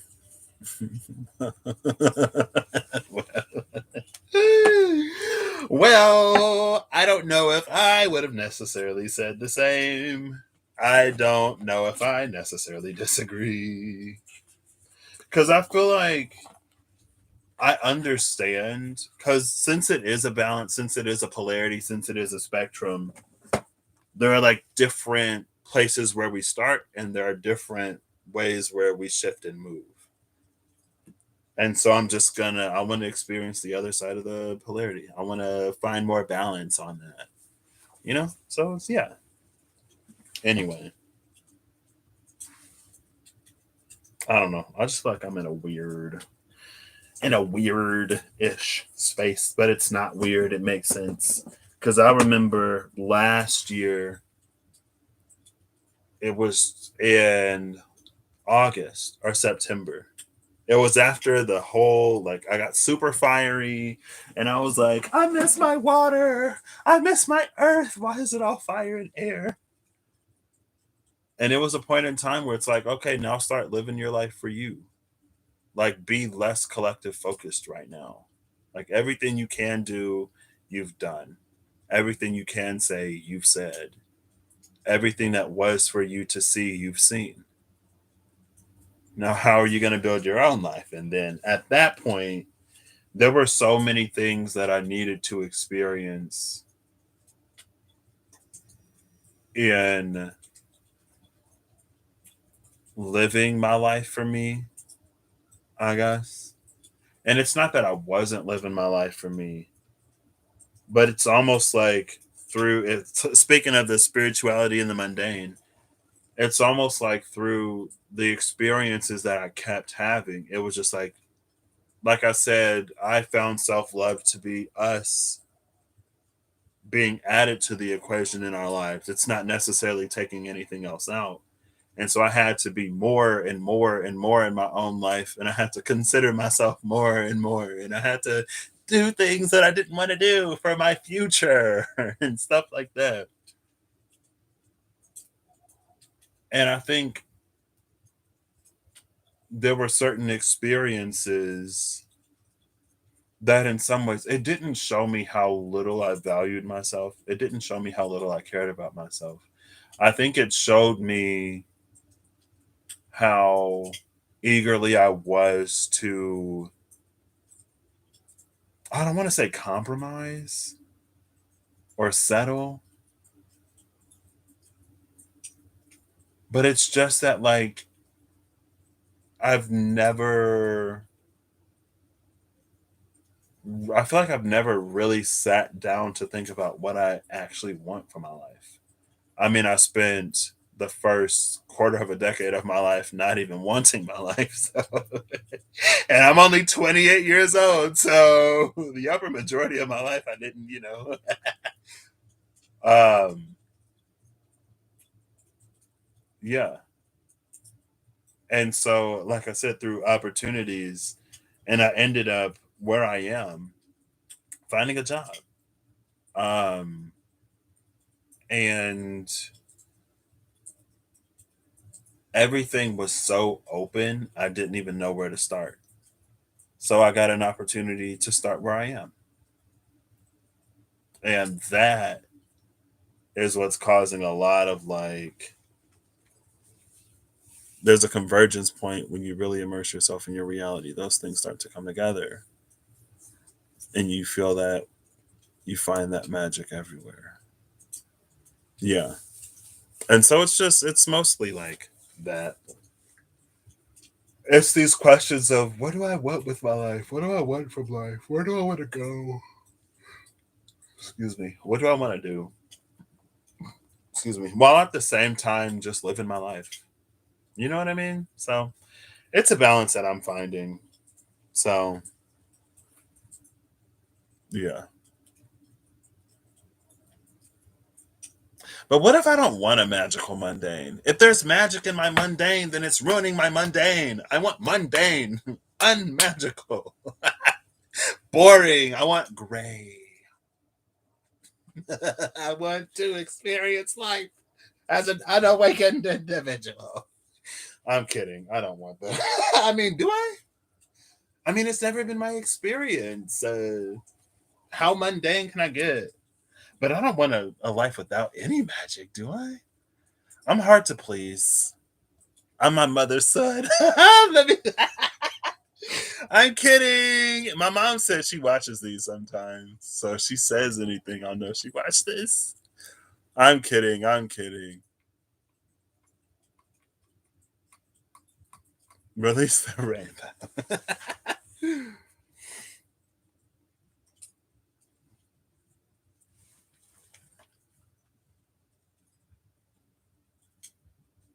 But can I make them mutually exclusive and experience the mundane without spirituality? I don't think. I think that's one of those things where I'd be like, that would be so interesting to experience, but I would hate it. I would like, oh my gosh. It's like that same energy of like when people are like, why would I ever agree to like incarnate on Earth? Like, why would I come down here? But I'm that weirdo that's like, I would incarnate on Earth again. Yeah, sure. Like the journey itself is worth incarnating here. That's me. And then it's like, well, this is a little, this is more than I wanted, but I am enjoying the experience. I am and not enjoying the experience. I am having this experience that I would not have had under any other circumstances. And because I'm experiencing something that I didn't previously experience, I am finding enjoyment in that. But no, I don't enjoy this experience. I don't know.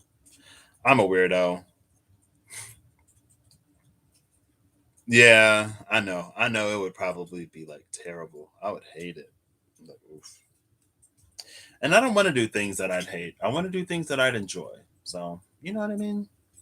I've done enough of things that I don't like. So, who knows? Excuse me. I don't know if I would want this exact life again, you know. Yeah, food, video games, certain TV shows like the ones I wish I could unsee and then rewatch from the beginning and experience it all over. Oh my gosh. Excuse me. But yeah, anyway, I don't know. I don't know. I don't know. I don't know. I don't know. There's been not a lot of stuff on my brain, but that balance, I guess, is it's certainly been whatever lately. So who knows? Thank you for excuse me. Thank you for being here with me as I process through this, and for being conversation buddies, even Rob and Holly. Oof, goodness. I don't know. What are we doing here anyway? I feel like I want y'all to pull me some cards. Are you by cards? I'm just playing. I need to go to the bathroom. I need to get some food. I need to like unwind and relax. I need to enjoy my today because tomorrow is probably going to be all homework. So, oof.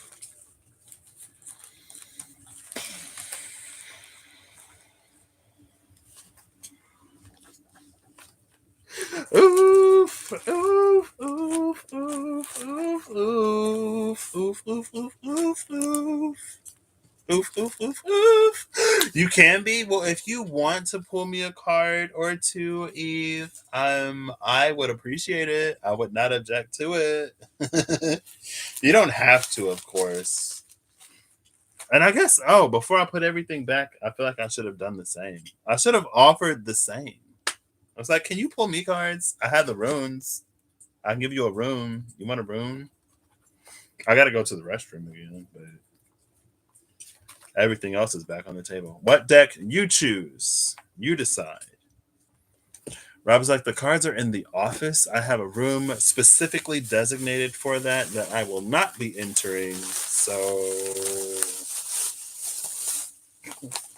unless you want me to pull.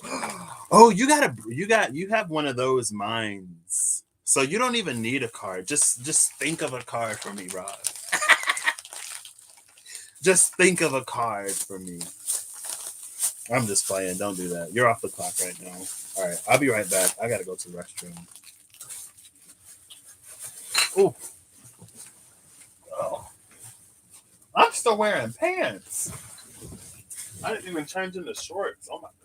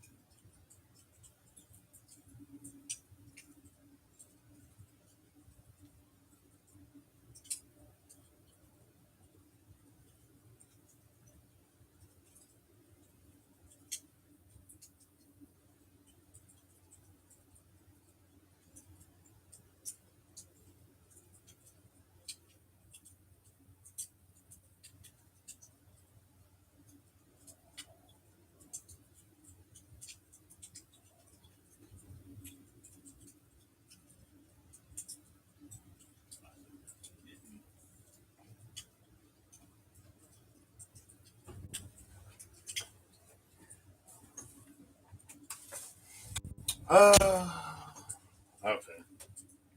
I forgot. Those mints, I love the melty mints, but they melt too fast. Wait. Fresh pressure. Wait. What? Five of Cups. Wow, Rob. Wow. Wow, you couldn't give me something better than that. Oof. That's fine. Maybe it's accurate. It's too accurate. I didn't want the truth, Rob.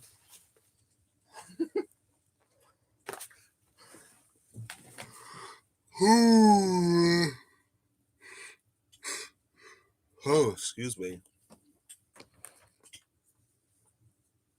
Oh, is that the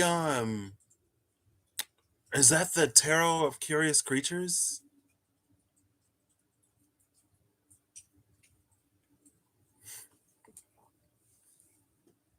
Oh, there you go. Thank you. See, that resonates. Five of Cups didn't resonate, but as soon as you said Sun card, I knew it was mine. I knew it was for me. I knew it was for me. I'm kidding. I'm joking. Let's see.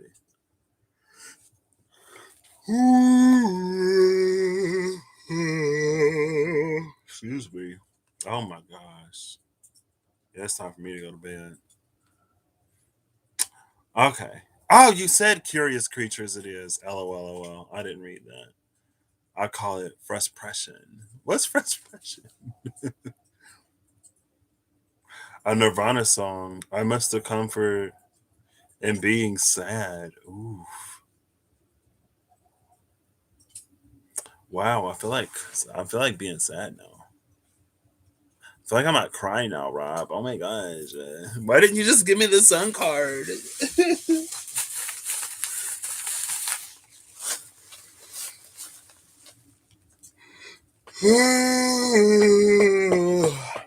Excuse me. So I get frustration and depression. Oh, okay. That is not, but well, I didn't know what it was. I was like, frustration, a mix of frustration and depression, and I miss the comfort in being sad. Maybe it's the shadow side of me that's neglected. Oof. Because you're cathartic AF. Oh, why do you scroll up? I'm trying to read this other one. So the Seven of Cups, Five of Cups, Seven of Cups. Let's put this all together. Five of Cups, Seven of Cups, Strength, and the Fool.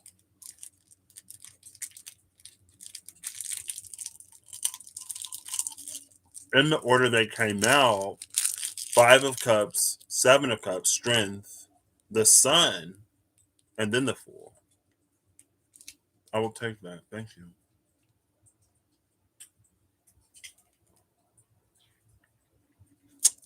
From the Five of Cups, Seven of Cups, Strength, the Sun, and the Fool. No, don't turn off. Hello, I'm still listening to the crackling fire.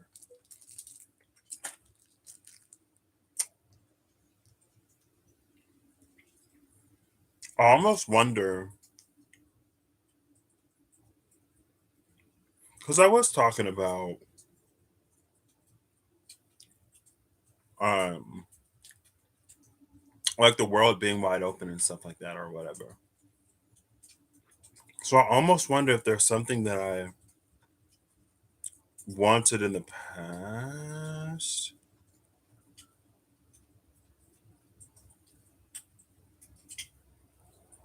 It's almost like there's something worth going back to. Maybe I didn't think it would have worked out in the past, or maybe I was first pressed. I was first pressed about it in the past.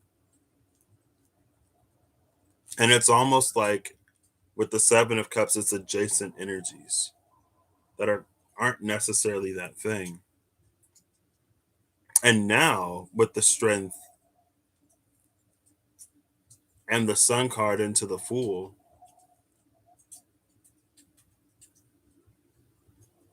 it's like enough has changed for me to no longer be afraid of what maybe I was afraid of before. Mm. Yeah, that's interesting. Thank you, the both of you. I talked to my mom yesterday. I was like, because I think there are some things, I think there is almost sort of one thing in particular that I'm over theoretically, like I'm hypothetically over it because of the healing and the shadow work and the journey and the other things. But I haven't practiced it yet. I haven't done it in real life yet. And I think it's the doing it in real life where the anxiety kind of sort of kicks in a little bit. But just like I was saying earlier about that Libran energy, like when the opportunity comes, I hope you take it. There's an opportunity. Well, there's both opportunities that I would very much so like to take, and there are also things that I need to handle that I just haven't been. Like I need to make an appointment just to get like routine blood work or whatever, just to see where my levels are, or I need to like get a checkup or something like that. And I'm like, oh, I forgot. That's something little. I'm like, I want to do something mundane. I want a more mundane life. Meanwhile, I'm neglecting all of my mundane responsibilities. I guess what I really mean is I want to be able to watch anime, eat, and play games all day and not have to worry about a bill or anything. I do enjoy work though. I do. Anyway, there are things I can do.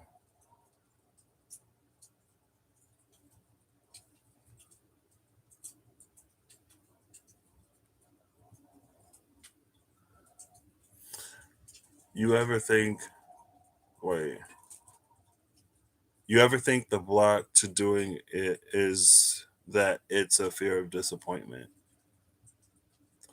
I don't think, like, are you asking in general or are you asking me specifically?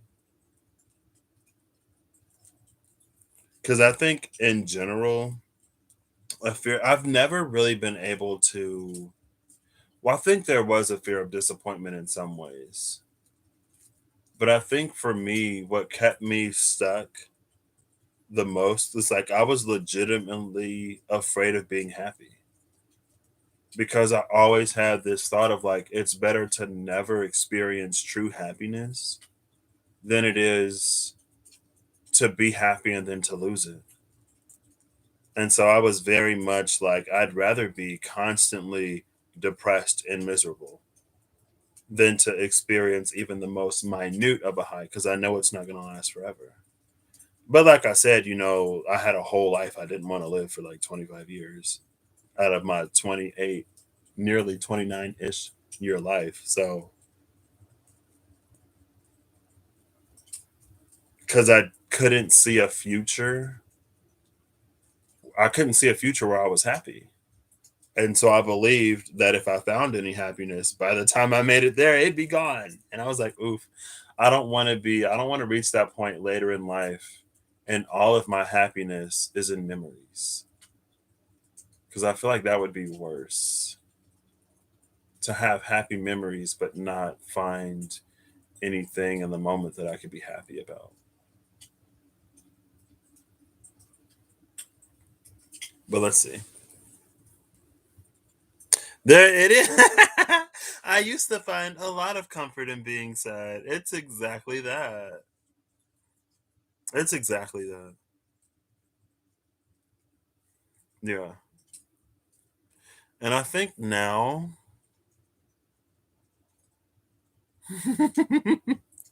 that's why I said like the 5 to the 7 to the strength to the sun to the fool. Like that's the overarching like everything. At least in this regard. But it's also why I was like, is there something from those times when I found comfort in being sad that I still haven't like revisited or I still haven't circled back to? Is there something that I can handle now that I couldn't handle before?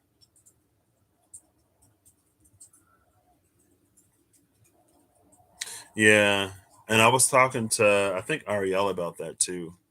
It's like when you're I forget how she worded it, but it was perfect. It's like when you're comfortable being uncomfortable or something like that. Yeah. Cause then it's like that's why I was like, I don't know if I've been like that comfortable sad in a minute. But do I want to be sad just so I can experience it? I don't know. Maybe not.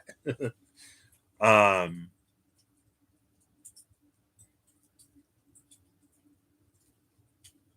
yeah, I don't know. I feel like maybe it's also partially that mask energy.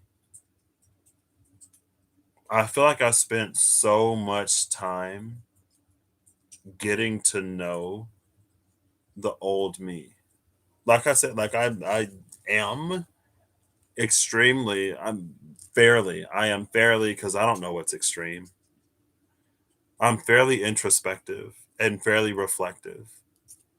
And so most of my life, that introspection and reflection, it was done in a not great place, seeking not great things, unable to see anything that was minorly pleasant. And I feel like I haven't spent as much time exploring who I am now and who I'm becoming. Um, and so within myself, it's almost like there's irrelevant data. There are things that are outdated. There are beliefs that I no longer hold. There are things that I don't necessarily want anymore. Or there are things that I want to experience before I find the things that I want, if that makes more sense. And I feel like I used to know me. And it's not that I don't know me now. I feel like I know me not necessarily better now. I just feel like I haven't water signed who I am now, really. I feel like I'm fire signing who I am right now. Like I'm just out there being, I'm just like doing it. I'm just like showing up the best I can. And I'm not necessarily like thinking about it or reflecting about on it or pondering it as much. I don't spend as much time just like in my thoughts. And what's wallowing in a not depressed way? Because when I was depressed, you wallow in it. It consumes you. And I don't know if I've been consumed by who I am now. Yeah, but I feel like more than an ego death, I would choose to see it as an ego birth because I'm in the process and I'm consciously in the process of choosing and deciding who I want to be and how I want to be and what I want to be doing. And so the ego death happened, but the death of the ego isn't my focus. My focus is on what's birthing within me. And that's the part where I'm like, I don't know. There's so much of life that was never open to me before. How am I supposed to know until I do it?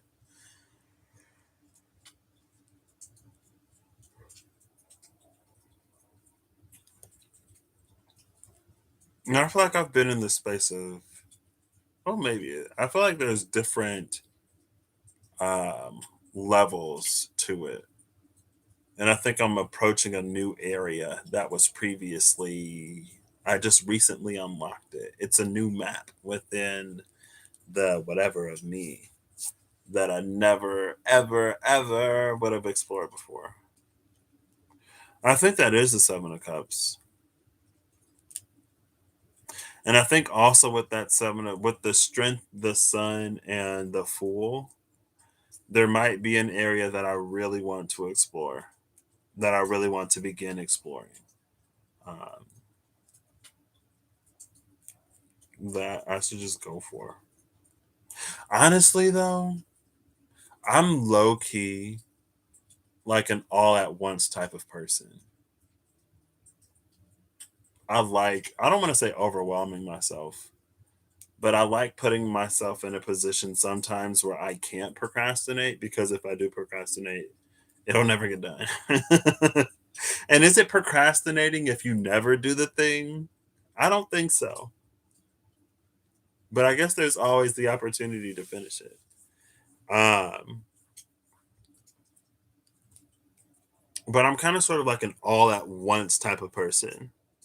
So I'm like, I want to explore all of it. I don't want to go like one by one or cut by cut. Like I just throw myself in there. So maybe I am being a little bit more Aries. I think my Venus in Aries is definitely woken up from her hibernation in ways that I didn't necessarily ever expect her to, but that's fine. Y'all don't need to know all my business. What I do in my private personal life is my private and personal life. um, but also at the same time, I think she chilled out real quick. I don't know. I don't know. I'm still in the process of discovering, like I said. But yeah, yeah. Maybe the frustration is the sense of urgency to solidify the new identity.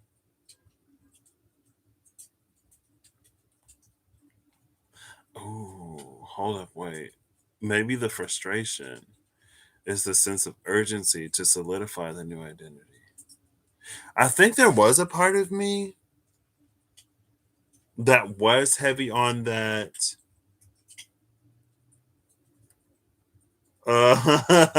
Is this my cycle?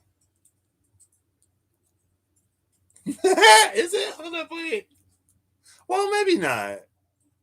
It might be. Because there was a part of me that was like super, like, I want to know what I'm doing. Like, I want to know what 2 years out 3 years out, 4 years out, 5 years out. I want to know what I want to be doing in 10 years so I can start making those preparations right now. But then I just naturally kind of sort of like, it was heavy for like a week or 2 weeks or 3 weeks.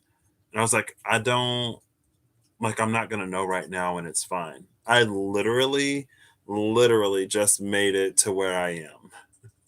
Literally haven't even been here for a whole month or 2 months or whatever. Um, and then there was I guess something that I'm like, oof. I wasn't like oof, but I'm just like, how do people navigate stuff like this? Like I've never been in this situation before. It's definitely new territory for me. I don't know what the protocols and procedures here like what are they? What are the rules? Can somebody tell me? The shadow of my sun in Pisces being Virgo, my Earth in Virgo is like, can you tell me how this works so that I can follow the proper protocol and procedure, please? I just need to know. Thank you. it's, and it's like, oof, right? That's why my Earth is in Virgo. My Earth is in Virgo because my sun is in Pisces. Yeah, and that's what. So I've resigned myself to muddling through it. And which is why I'm also like, I want my life to be more mundane. Like I want to just experience it. I don't want to Virgo it up because I don't have any Virgo in my chart. So it's not for me to Virgo it up, even though I could be a little bit more Virgo or a lot of bit more Virgo, even though I do need to be more Virgo because the real world is here and I chose to be a more active participant in it. So I'm gotta do that stuff. And I think ultimately I'm finding the muddling and the no offense to any Virgos. I love Virgos. Virgos, honestly, I think I didn't realize it, but like I have a lot of Virgo friends. Eve, earmuffs. We love Virgo. Um, it's all about balancing polarities, right? The Gavura, the path 19. 19 is the number of the sun, which was the strength card. Um, I find muddling and waiting.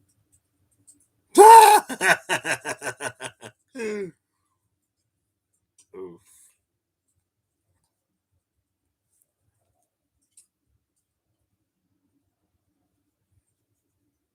A lot of ice chill and all that Virgo planning. Risks of flexibility. Wait, what?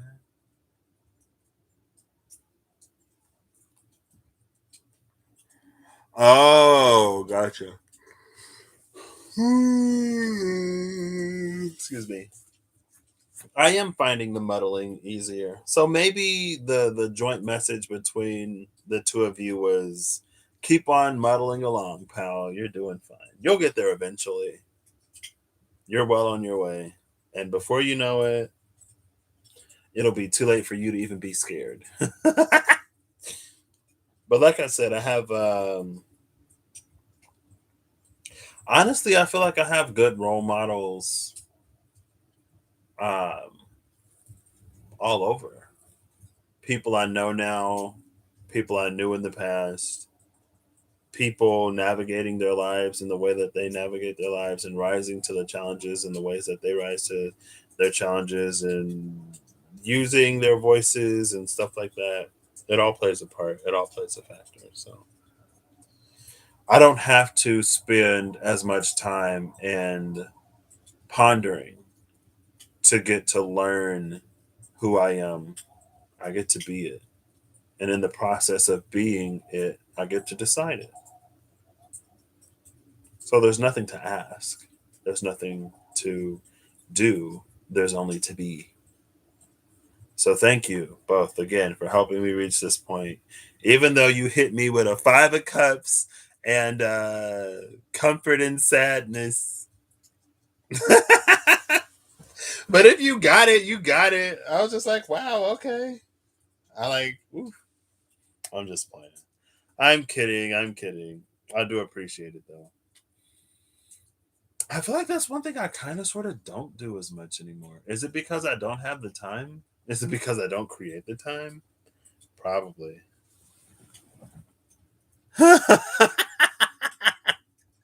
He's like, I'm a professional. I know how this Virgoing thing works. I've been around the block before. I'm not new to that rodeo. Well, if there's anything I can do for either of you, I have runes. Excuse me. Oh, I'm gonna pull a rune for myself. Even though I was like, I don't wanna be a spiritual. I'm gonna just live my life. I'm over astrology and things like that. And then I'm like, ooh, let me pull a rune for myself. It's about balance. Okay. A rune for Patrick. Please. Ooh. Aww. Aww. Aww. I feel like ooh, the card that's at the bottom, the card that's been at the bottom of the deck, literally is literally this. I cannot get win off of the bottom of this little rune deck. Win is always there. It's not Windhorn. It's really sweet though. I feel like it's like aw. It's this one. And it's like you're a gift. You're a treasure. I'm like, oh my gosh, these runes are so sweet. Also, I may be given a gift. Also, it may be a reminder to continue to be generous and to not fall into the shadow of Taurus and get stingy. I have actually, it's funny because today, for full clarification, Patrick was full shadow side of Taurus whenever somebody was like, oh, we're doing a potluck, we're doing a take in, we're doing a white elephant gift, we're doing a gift exchange. Patrick's like, no, I'm not spending my money on people that I barely even like, no, I'm not doing it. I'm not participating. I remember when I was an RA, I was the only person on staff who didn't participate in the gift exchange. And they're like, we're going to have a limit of like $5 so it's not too much of a financial burden. And I was like, no, I'm not doing it. I held back. Orb. Oof. I need to go back to chili pepper, keep the orbs away. I'm just playing. Um, But I was like, I'm not doing it. I'm not participating. And then I didn't participate. And they were like, oh my God, like, why didn't you participate? Why aren't you doing this? I was part of when they were planning it. I wasn't on the committee, but I was like, if y'all do a white elephant, I'm not doing it. I'm not going to participate. I'm not spending my money on y'all. I'm not going to do it. And I didn't do it. And I was thinking about that because today my coworkers were like, oh, next week is a short week. So I went in later today. And they were like, next week is a short week. And we were thinking of like, you know, we each take a turn bringing something in every day next week. And I was like, yeah. I was like, I can bring something in every day. I find myself more generous now. And yes, my financial situation has that's the Pisces spirit. Ruin Christmas. Aw. Pull a card from my friend. Who's my friend? The orb? Oh wait, the orb was the Pisces spirit?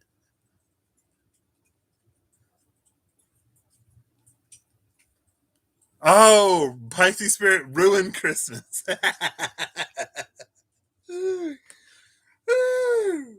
It's just like, I don't know. I don't know.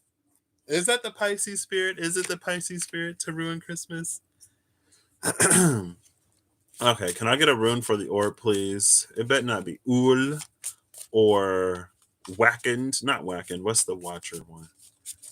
Okay, let me for the orb, for my friend, whatever rune you want. Let me not impose a restriction and a limitation on the rune that you get to not participate. I'm not doing this. I don't know if that was like stingy side of Taurus, but I've definitely found myself more generous, and I have I have the financial flexibility to be more generous. But I did.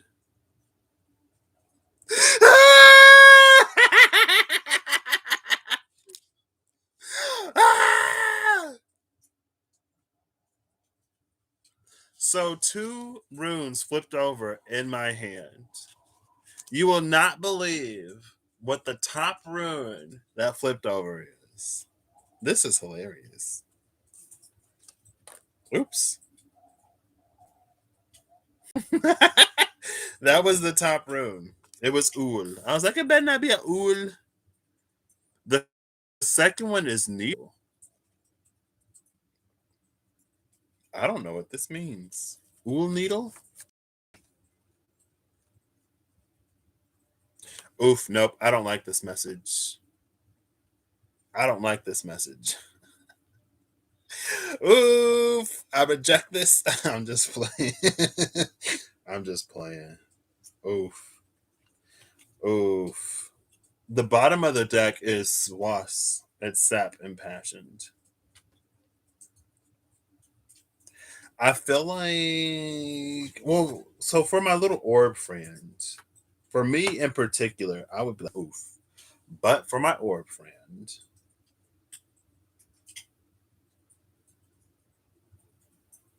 Stitch and Senses together, it carries an energy of like unlocking clairvoyance, clairsentience, claircognizance, clair whatever. It feels like senses being added to the senses that we already have, or the senses that already are.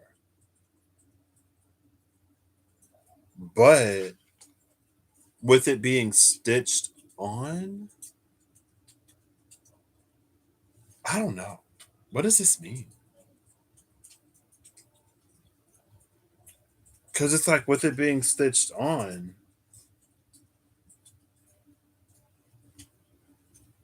because I feel like if it were just added, it could have been like new and ood, like nuisances. Maybe stitched. It's an energy of almost like synergy, symbiotism, symbioticism, or it's like it's a sharing of senses.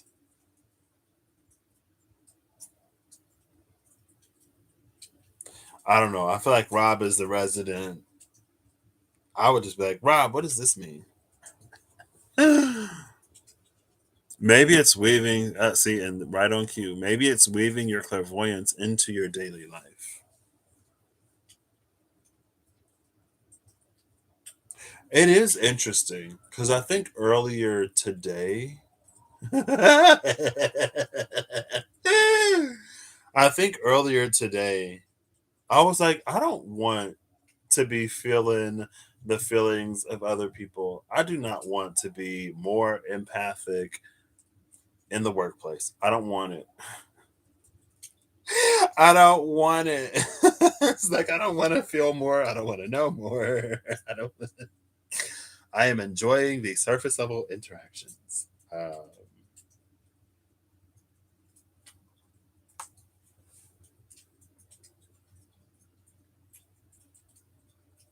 But I feel like something has been almost, and it is kind of sort of interesting because I think sometimes some things will only really come when I'm like in the most mundane part of my job.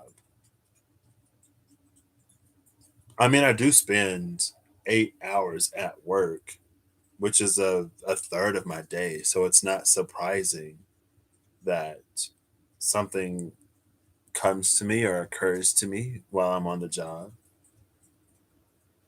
But it almost feels like it's maybe work exclusively. I don't know.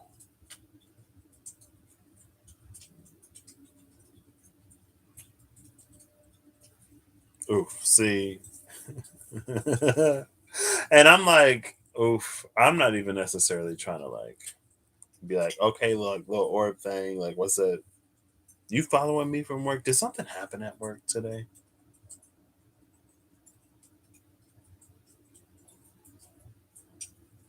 I don't know. But maybe it is. It's weaving the clairvoyance into my daily mundane life. It is reducing the separation between the two. Little Orb said there is no separation. Rob said that too. Walking the dogs or going for a jog. Yeah. Like when I walk Chino, well, when I walk Chino, it's mostly making sure he doesn't poop on somebody's tombstone in the cemetery. So I don't get many thoughts. Besides, I guess I do. I do.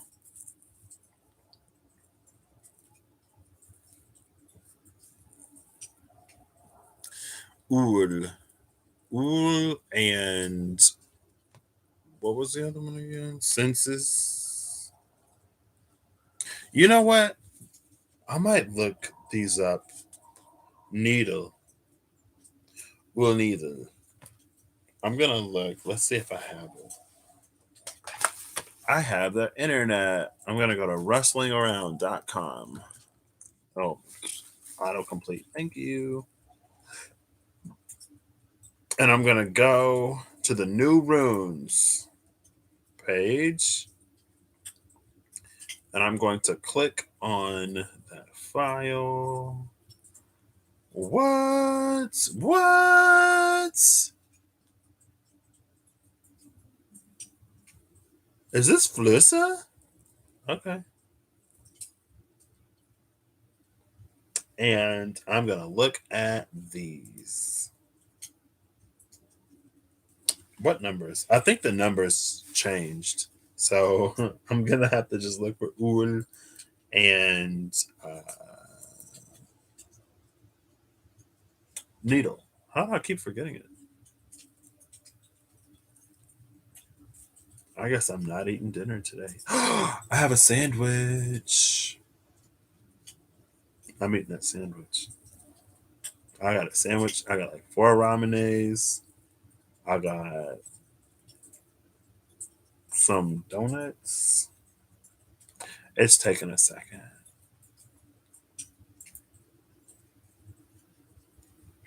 I feel like orbs didn't used to come around as much, right? I mean, I guess I don't necessarily notice them myself too much. I very, very rarely see them. It's too quick for my little eye to follow. Or, eh. But yeah, most of the time I don't see them. I don't know why they're buzzing around now.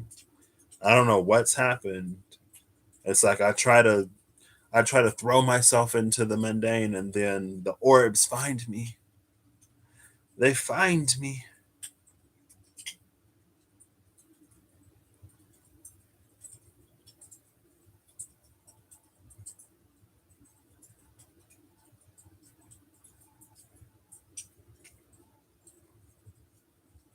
Wait. Yeah, this is a new one. Yeah, okay. Okay. Give me 1 second, please. 1 moment, please, as I locate. Ur the Brunner. Mend. So the new needle is to mend.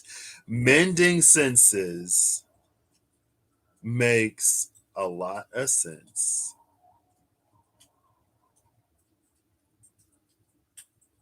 Oof. Oof. Oof, mending senses. No, no. It's mending senses. Oof, oof, oof. Another one went by Saturn. Oof, oof, oof, oof, oof. Okay, well, oof. It's fine. This is not what I said I wanted. If I'm really honest with myself, though,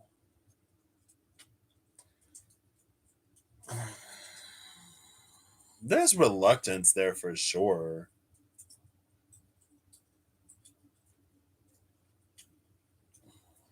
I don't know. Honestly, I've reached a point in my journey sometimes where I'm like, you know what? Life is going to happen. Whatever's going to happen is going to happen. If spirit is like, do this, if I feel led to do something, if I'm put in a position to do something, I'm like, okay.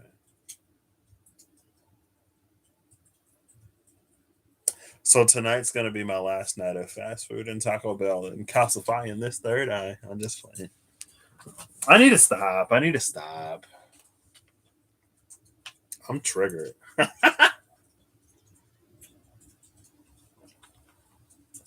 Maybe I'll rewatch that the Pisces bit of your all signs, Rob, and not be triggered. Oof. I was like yesterday, I couldn't even remember it. I was like, I know I watched the Pisces reading, but I don't remember any of it. And then it started coming back. And then Rob like started telling me and more was coming back. I was like, oh, see, that's why I chose to forget it. This is why I chose to forget it. Mending senses. Okay.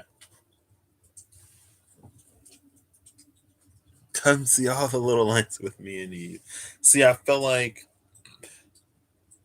that's like there's an oven waiting, talking to our little firefly hallucinations.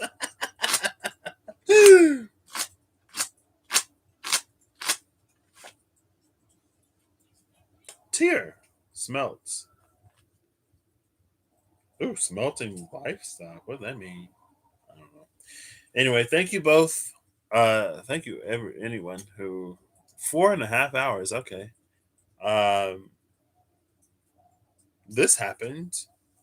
If you were a part of the happening or if you watched the happening, I guess thank you. If you survived the onslaught of truth, my truth, it's not an absolute truth. It's just what I observed, and it was my perspective throughout all the happenings and everything. I don't know what to tell you. This little blue dot is grandpa. Yeah, I think no, you sent a different one. I think Ancient Ones is the one that you sent last time. I'll have to listen to that. Thanks, Matthew. Thank you, everybody.